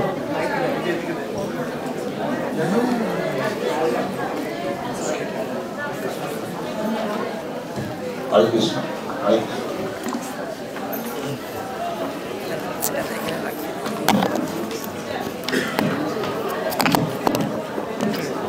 ধন্যবাদ সকলকে, হরে কৃষ্ণ বলে। আচ্ছা, এই সেমিনারটা চলাকালীন আমি কিছু প্রশ্ন আর কি লিখে রেখেছিলাম, এক এক করে করব বলে। তো প্রথম প্রশ্নটা হচ্ছে যে আপনি যে কিছুক্ষণ আগে বলছিলেন যে মানব জীবন এবং পশুর জীবনের মধ্যে পার্থক্যটা বললেন। তো মানব জীবনে যদি বলে থাকি যে অনেক কিছু আমরা মানে সুখ বা অনেক কিছু অর্গানাইজড ম্যানারে হতে পারে, যেগুলো যেরকম খাওয়া দাওয়া আমরা রান্না করে খাই, ঠিক আছে, পশু পাখিরা রান্না করে খেতে পারবে না। তো এরকম কিছু ডিফারেন্স, ঠিক আছে, আমরা বিছানায় শুচ্ছি, তারা হয়তো মাঠে ঘাটে শুচ্ছে।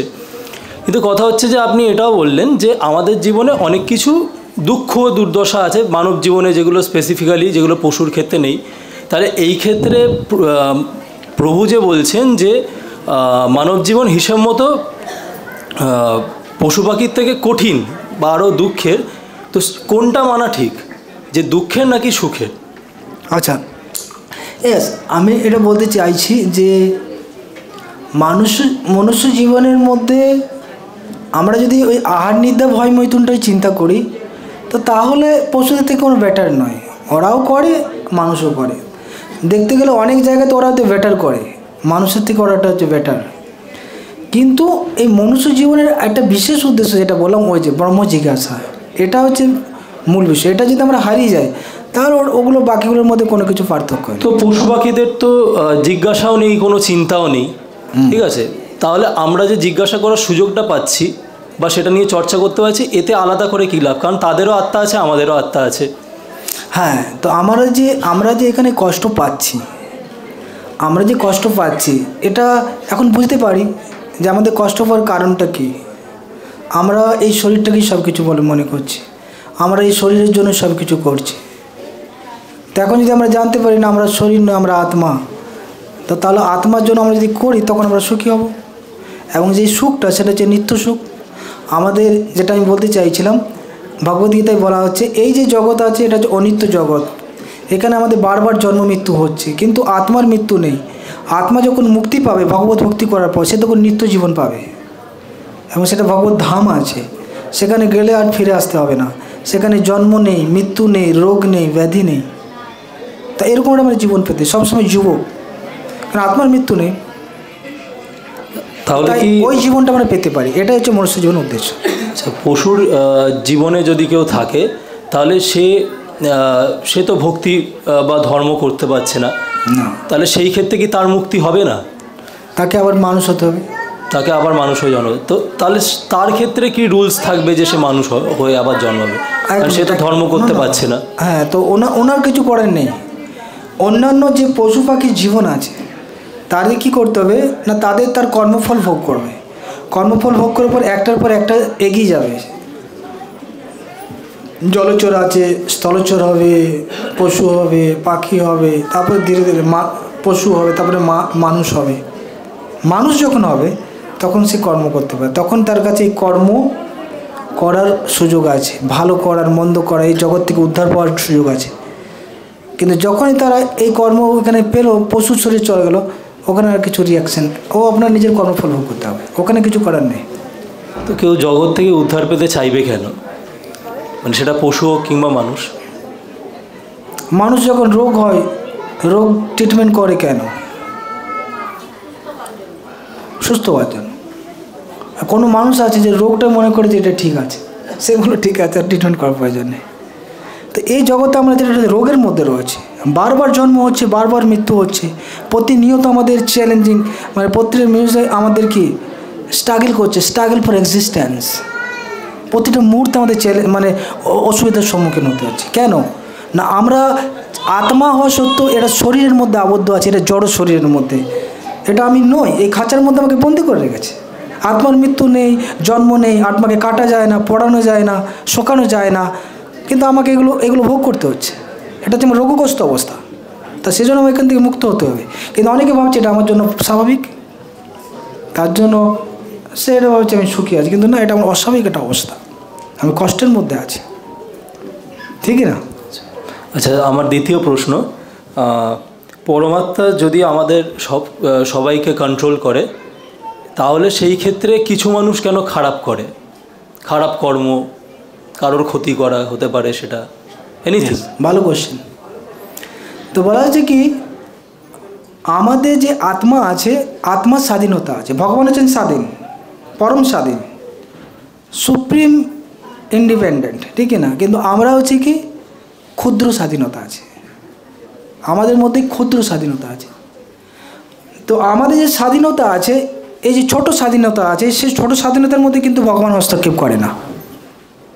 আচ্ছা, তো এখন ধরুন আমি ভালো কাজ করব কি খারাপ কাজ করব, এগুলো কিন্তু আমার উপর ডিপেন্ড করে, কিন্তু এই কর্মগুলো করার পর যে ফল, সেগুলো কিন্তু আমাকে ভোগ করতে হবে। সেগুলোর উপর আমরা স্বাধীনতা না, আমি করব না এর নয়।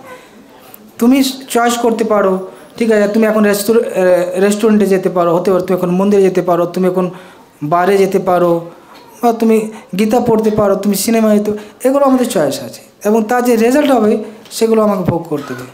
তো তার জন্য ভগবান কী করছেন না, সব কিছু বানিয়েছে, এবং তারপরে তিনি বলছে এটা করলে তুমি এটা হবে, এটা করলে এটা হবে।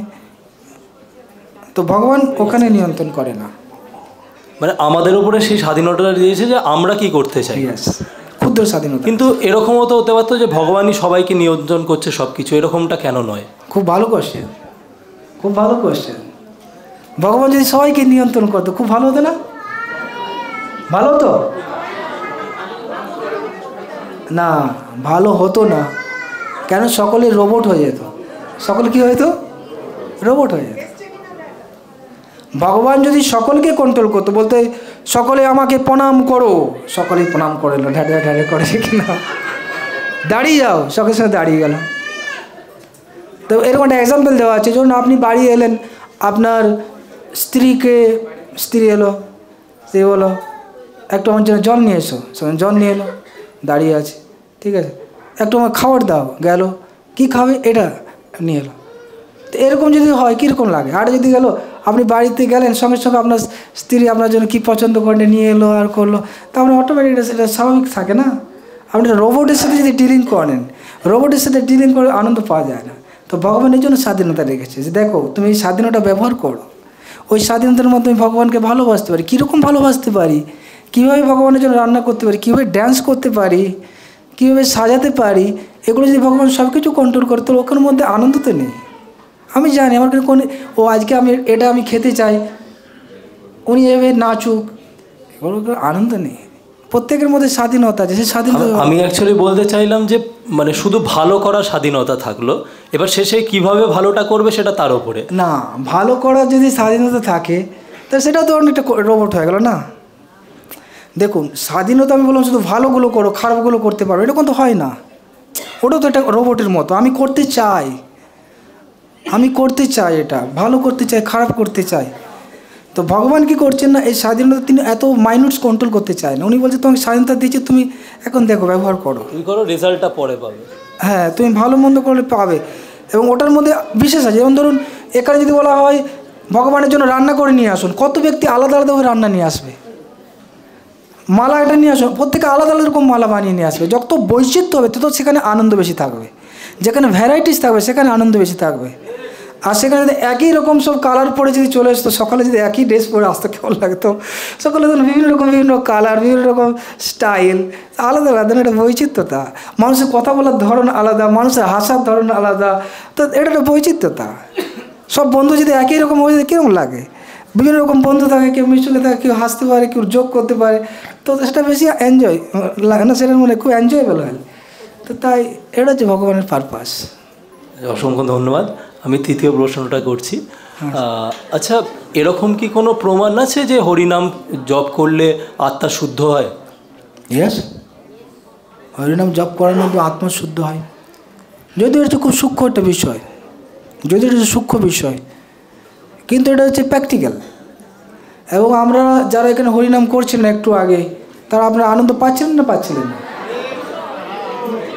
আপনারা নিজেরা এক্সপিরিয়েন্স করছেন। প্রভুপাদ বলছেন যখন আমাদের হরিনাম কীর্তন যায়, বাচ্চারা নৃত্য করে। কোনো ব্যাখ্যা আছে এটার, মানে other than the result, is there any explanation why it happens?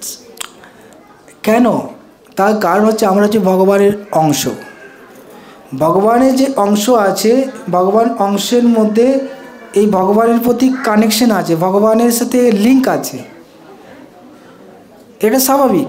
পরমাত্মার সাথে আত্মার একটা সম্বন্ধ আছে, লোহার সাথে চৌম্বকের একটা সম্বন্ধ আছে, কিন্তু এখন লোহার মধ্যে মরচে পড়ে গেছে, সেই জন্য এখন আকর্ষণ হচ্ছে না।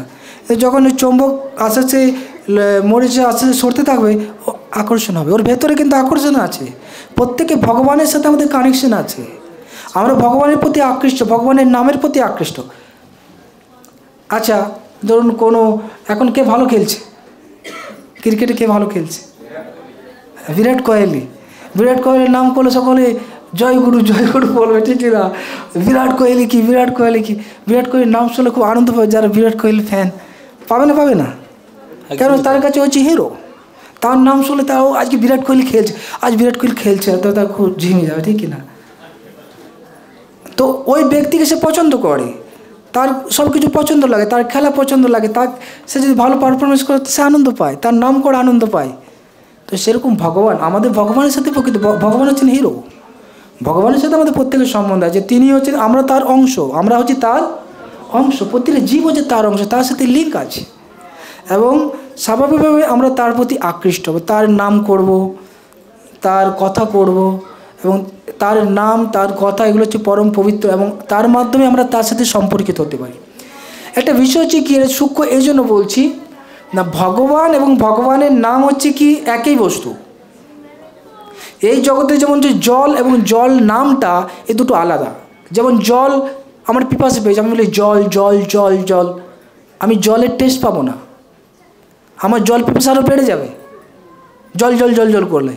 কিন্তু আধ্যাত্মিক জগতে জল আর জল, এই শব্দটা সাউন্ড, এটা দুটোই এক। অর্থাৎ আমি যদি জল বলি, আমার যদি জল মানে জলের স্বাদ আমি পেতে পারবো জল বলার মাধ্যমে, বুঝেছি কি না? সেরকম এই কৃষ্ণ আর কৃষ্ণ ব্যক্তির মধ্যে কোনো পার্থক্য নেই। তা আমরা যখন কৃষ্ণের নাম করছি, মানে কৃষ্ণ সেখানে উপস্থিত হচ্ছে। এবং কৃষ্ণ যেহেতু আনন্দময়, কৃষ্ণ যেহেতু জ্ঞানময়, কৃষ্ণ যদি নিত্য, তাই জন্য আমরা সেটা আমরা নিজেরা ফিলিং করছি। এটা হচ্ছে সাটেল। তো এটা হচ্ছে সাটেল, কিন্তু এটা হচ্ছে যখনই আমরা কৃষ্ণ বলছি, কৃষ্ণ এখানে প্রেজেন্ট হচ্ছে আমাদের কাছে, এবং সেটা আমরা ফিলিং করছি। যেমন আমরা আগুনের কাছে যাই, তাপ পাবো এবং আলোক পাবো। আগুনের কাছে যদি যাই, তাপ পাবো, আলোক পাবো, ঠিক আছে, লাইট পাবো না? তো সেরকম ভগবান হচ্ছেন আনন্দময়, জ্ঞানময়, নিত্য। ওনার সংস্পর্শে গেলে আমাদের মধ্যে এটা আসবে, আমি আনন্দ পাবো, আমাদের মধ্যে জ্ঞান আসবে, আমাদের মধ্যে নিত্যতা আসবে। এই জগতে ভয়, প্রত্যেকটা মানুষ ভয়ভীত। কেন? সকলে হচ্ছে মারা যাবো, অনিত্যতার জন্য ভয় পাচ্ছে। যখন ভগবত চিন্তা থাকবে, সে কোনো ভয় থাকবে না। কেন? সে নিত্যতা অনুভব করছে, আমার মৃত্যু নেই, আমি হচ্ছে আত্মা, আমার জন্ম নেই, মৃত্যু নেই। তো মানুষ স্বাভাবিকভাবে ভয়, ক্ষুধা, তৃষ্ণা সব কিছু থেকে মুক্ত হয়ে যায় আস্তে আস্তে, এটা বলা আছে। তাই এটা সায়েন্স, মানে খুব subtle science, law of attraction. Law of attraction. আচ্ছা, আমি লাস্ট প্রশ্নটা করছি, যে ভিন্ন ধর্মের মানুষরা তারা কি করে সমান আনন্দ পেতে পারে? ইয়েস, দেখুন প্রতিটা ধর্মেই কিন্তু ভগবানকে স্বীকার করে, প্রতিটা ধর্মেই কিন্তু ভগবানকে স্বীকার করে। এখন বিষয় হচ্ছে কি, তারা হয়তো ভগবানের একটা একটা পার্টকে বিশ্বাস করে, একটা অ্যাসপেক্টকে তারা স্বীকার করছে। কেউ হয়তো ভগবানের পুরো সম্পূর্ণভাবে তাকে স্বীকার করছে। তো তাই যেমন হচ্ছে ম্যাথমেটিক্সে অনেক ভাগ আছে। এটা 1-এর ছেলে, সে ম্যাথমেটিক্স করছে, কেউ 4th ক্লাস, তার একটা ম্যাথমেটিক্স, সে PhD করছে, তারও একটা ম্যাথমেটিক্স, কিন্তু সবগুলো ম্যাথমেটিক্স, কিন্তু প্রত্যেকের অঙ্কের ধরনগুলো কিন্তু আলাদা। তো সেরকমভাবে ধর্ম একটাই ধর্ম, কিন্তু সেই ধর্মকে বিভিন্নভাবে বিভিন্ন পর্যায়ে মানুষ অনুশীলন করছে। তাই সমস্ত ধর্ম একটা ধর্মতে মিলিত হচ্ছে, সেটা হচ্ছে সনাতন ধর্ম, নিত্য ধর্ম। সনাতন ধর্ম বা হচ্ছে নিত্য ধর্ম। তো এটা হচ্ছে জীবের ধর্ম। কেন আমরা হচ্ছে সনাতন, আমরা হচ্ছে কি, সে যে কোনো ধর্মের হোক কেনা, প্রতিটা জীব হচ্ছে সনাতন। তাই হিন্দু হোক, মুসলিম হোক, খ্রিস্টান হোক, প্রত্যেক হচ্ছে সনাতনই। কেন তারা প্রত্যেক হচ্ছে নিত্য। বোঝা যাচ্ছে কী বলতে চাইছি? প্রতিটা জীব হচ্ছে নিত্য, তাই প্রত্যেকটা নিত্যকে কী বলেছে? সনাতন। তা আমরা হচ্ছে প্রত্যেকে সনাতন, এবং আমাদের একটাই ধর্ম, সেটা হচ্ছে কি, সনাতন ধর্ম। যে ধর্মটা কখনো পরিবর্তন হয় না। এই জগতে যে ধর্মগুলো পরিবর্তন হচ্ছে সেগুলো ধর্ম নয়। ধর্ম কখনো পরিবর্তন করা যায় না। আগুনের ধর্ম পরিবর্তন করা যায়? আমি বলতে পারি হিন্দুর আগুন, মুসলিম আগুন, খ্রিস্টান আগুন, বলতে পারি। আগুন তো আগুন। সেরকম আত্মা তো আত্মাই, আত্মা তো আত্মা, এবং আত্মা মানে সে পরমাত্মার অংশ, একজনকার অংশ। ভগবান গীতায় বলছে মমিবাংশ জীবলোকে জীবভূত সনাতন, এই জীব হচ্ছে আমার অংশ। তাই প্রতিটা জীবের একই ধর্ম, সেটা হচ্ছে সনাতন ধর্ম। এখন হতে পারে সেই সনাতন ধর্মের কিছু কিছু পার্ট তারাকে অনুসরণ করছে। অনেক জায়গা আছে সত্যই হচ্ছে পরম ধর্ম, সত্য হচ্ছে পরম ধর্ম। আচ্ছা, সত্য হচ্ছে, অহিংসা হচ্ছে পরম ধর্ম। কিন্তু এটা যে ধর্মের একটা পার্ট, ধর্মের মধ্যে অনেক কিছু আছে। সত্য আছে, অহিংসা আছে, দম্ভ থেকে মুক্ত আছে, করুণা আছে, মৈত্রী আছে, ঠিক না, অনেক কিছু গুণ আছে, তার মধ্যে একটা পার্ট। তো তাই আলটিমেটলি একটাই ধর্ম, কিন্তু সে বিভিন্ন পর্যায়ের মধ্যে চলছে। প্রভুপাদ বলছেন অন্যান্য ধর্ম হচ্ছে কি পকেট ডিকশনারি, সনাতন ধর্ম হচ্ছে অক্সফোর্ড ডিকশনারি।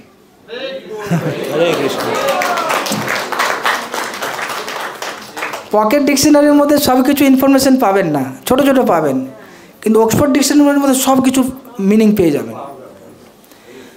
প্রভুপাদ বলছেন আমরা ভগবানের নাম জানি, ভগবানের বাবার নাম জানি, ভগবানের প্রেমিকার নাম জানি, ভগবানের অ্যাড্রেস জানি, ভগবান কখন কি খায় কি করে সব কিছু জানি। এটা হচ্ছে সনাতন ধর্ম। অন্যান্য ধর্মের ভগবানের নাম কি হয়তো অনেকে জানে না, তার বাবার নাম কি কে বলতে পারবে না, তার প্রেমিকাকে, প্রেমিকাই জানে না, হয়তো তার বলে ভগবানের রূপ নেই, ভগবান হচ্ছে নিরাকার, ভগবান হচ্ছে কি নিরাকার, তার রূপ নেই। ওকে, ভগবান এটা এক্সপেক্ট। ভগবানকে 3 রূপে জানা যায়, ব্রহ্ম, পরমাত্মা, ভগবান। ব্রহ্ম মানে হচ্ছে নির্বিশেষ জ্যোতি, নেক্সট হচ্ছে পরমাত্মা, প্রতিটা জীবের হৃদয়ে প্রতিটা অনুপরমাণুর মধ্যে পরমাত্মা রয়েছে।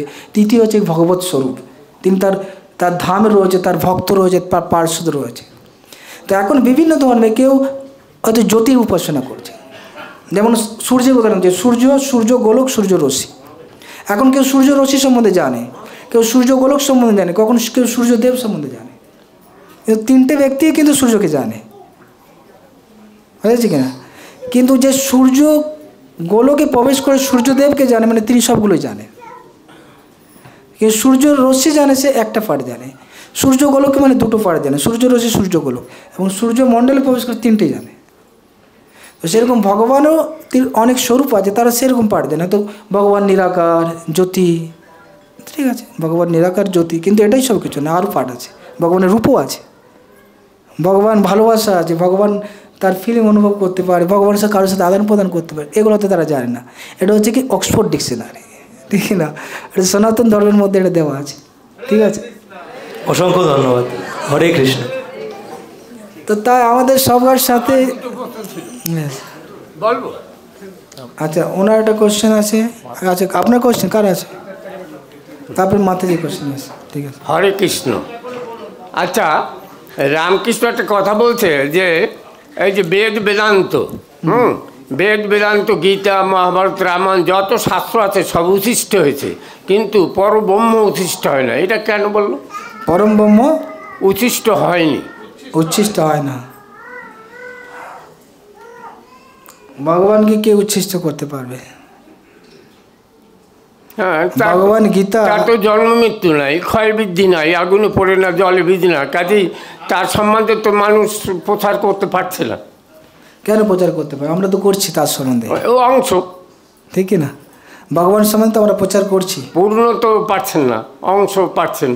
আমরা পূর্ণ করতেও পারবো না। তো আপনার তো একটা ধরুন ঘট আছে, ও বলে আমি সমুদ্রের জলটা পুরো খেয়ে নেব, খেতে পারবে? কতটা খেতে পারবে? যতটা 1 লিটার। তা আমরা যেরকম সে ততটা করছি, অতটাই আমরা সাকসেসফুল। এতটা নিতে পারলে আপনার জীবন সফল হয়ে যাবে। নেক্সট প্রশ্ন হলো, এই যে চারবাক দার্শনিক, উনি বলছে খাওয়া দাওয়া ফুর্তি করো, যে যেভাবে পারে ভোগ করো। রামকৃষ্ণ এই কথাটাই বলছে যে আগে ভোগ তারপর যোগ। ভোগ না হলে তো যোগ হবে না। এই যে মনুষ্য জীবন, সুখ দুঃখের জীবন, ত্রিগুণাতীত হইতে হবে, তবে সে মুক্তি পাবে, তা নয় তো তার মুক্ত হবে না। ওকে, এটা আমাদের দক্ষ এর কথা বলেছেন। দক্ষ বলেছেন নারদমণিকে, যে অ্যাকচুয়ালি দক্ষ ছেলেদের সব নারদমণি ব্রহ্মচারী বানিয়ে দিয়েছিল। তো বললো আপনি আমার ছেলেদের কেন ব্রহ্মচারী বানান? যাকে ভোগ করুক তারপরে ত্যাগ হবে।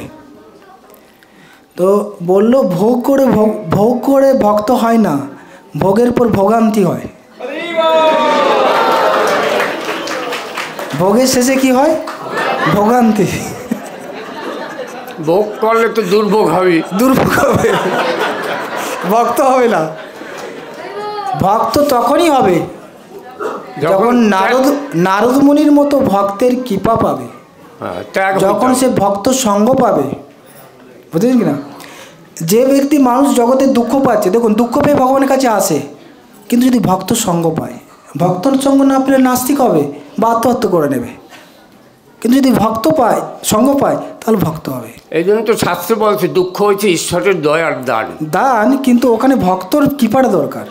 তাই ভক্তের কৃপা না হলে কিন্তু বৈরাগ্য আসবে না। বুঝলেন কি না?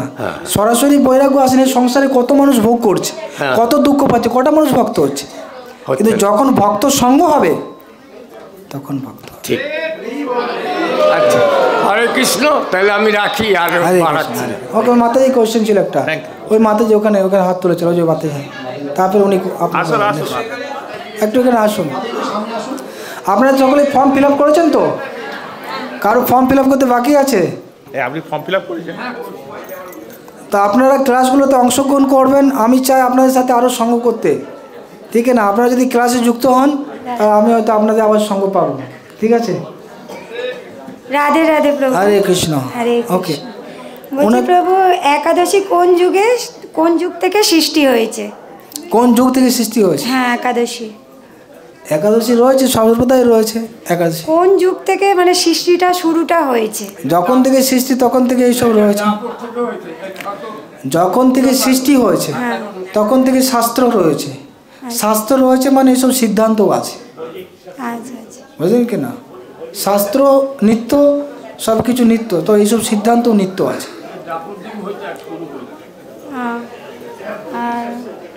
আমাদের সবার মনুষ্য জন্মের, আমরা যদি সনাতন ধর্মের যারা মানুষ রয়েছি, তাদের প্রত্যেকের কুল ধর্ম, এই কুল দেবতা কি একই না আলাদা আলাদা হবে? ও, এটা অনেক বড় কোশ্চেন। তো বলা হচ্ছে কি, দেখুন এখানে অনেক দেবদেবী আছে, অনেক দেবদেবী আছে, কিন্তু এনারা হচ্ছে এক একটা ঈশ্বর, কিন্তু এনাদের পরম ঈশ্বর তিনি হচ্ছেন কৃষ্ণ। সেটা ব্রহ্মাজি বলেছেন, ঈশ্বর পরম কৃষ্ণ সচিদানন্দ বিগ্রহ অনাদির আদি গোবিন্দ সর্বকারণে কারণ। পরম ঈশ্বর হচ্ছে গোবিন্দ এবং তিনি সব কিছুর কারণের কারণ। বুঝলেন কি না? তাই উনি হচ্ছেন পরম ঈশ্বর। আর অনেকে ঈশ্বর মানে হচ্ছে নিয়ন্ত্রণকর্তা, তা দেবদেবীরাও নিয়ন্ত্রণকর্তা। এবং শিবজি হচ্ছেন মহাদেব। শিবজি হচ্ছেন কি? মহাদেব। বুঝলেন কি না? কৃষ্ণ হচ্ছেন পরমেশ্বর। তো এরকম ক্যাটাগরি আছে। তাহলে আমাদের কুল দেবতা তাহলে কৃষ্ণ, তাই তো? হ্যাঁ, কৃষ্ণের হচ্ছে আমরা অংশ, কৃষ্ণের সেবা করা। আচ্ছা আচ্ছা। এখানে কৃষ্ণের সেবা করলে আপনার জীবন মানে অন্তিম স্তরে আপনি পৌঁছে গেছেন। হ্যাঁ, তার আগেও যারা আছে বিভিন্ন দেবদেবীর করছে, কিন্তু আলটিমেটলি তার ভগবানের স্তরে যেতে হবে।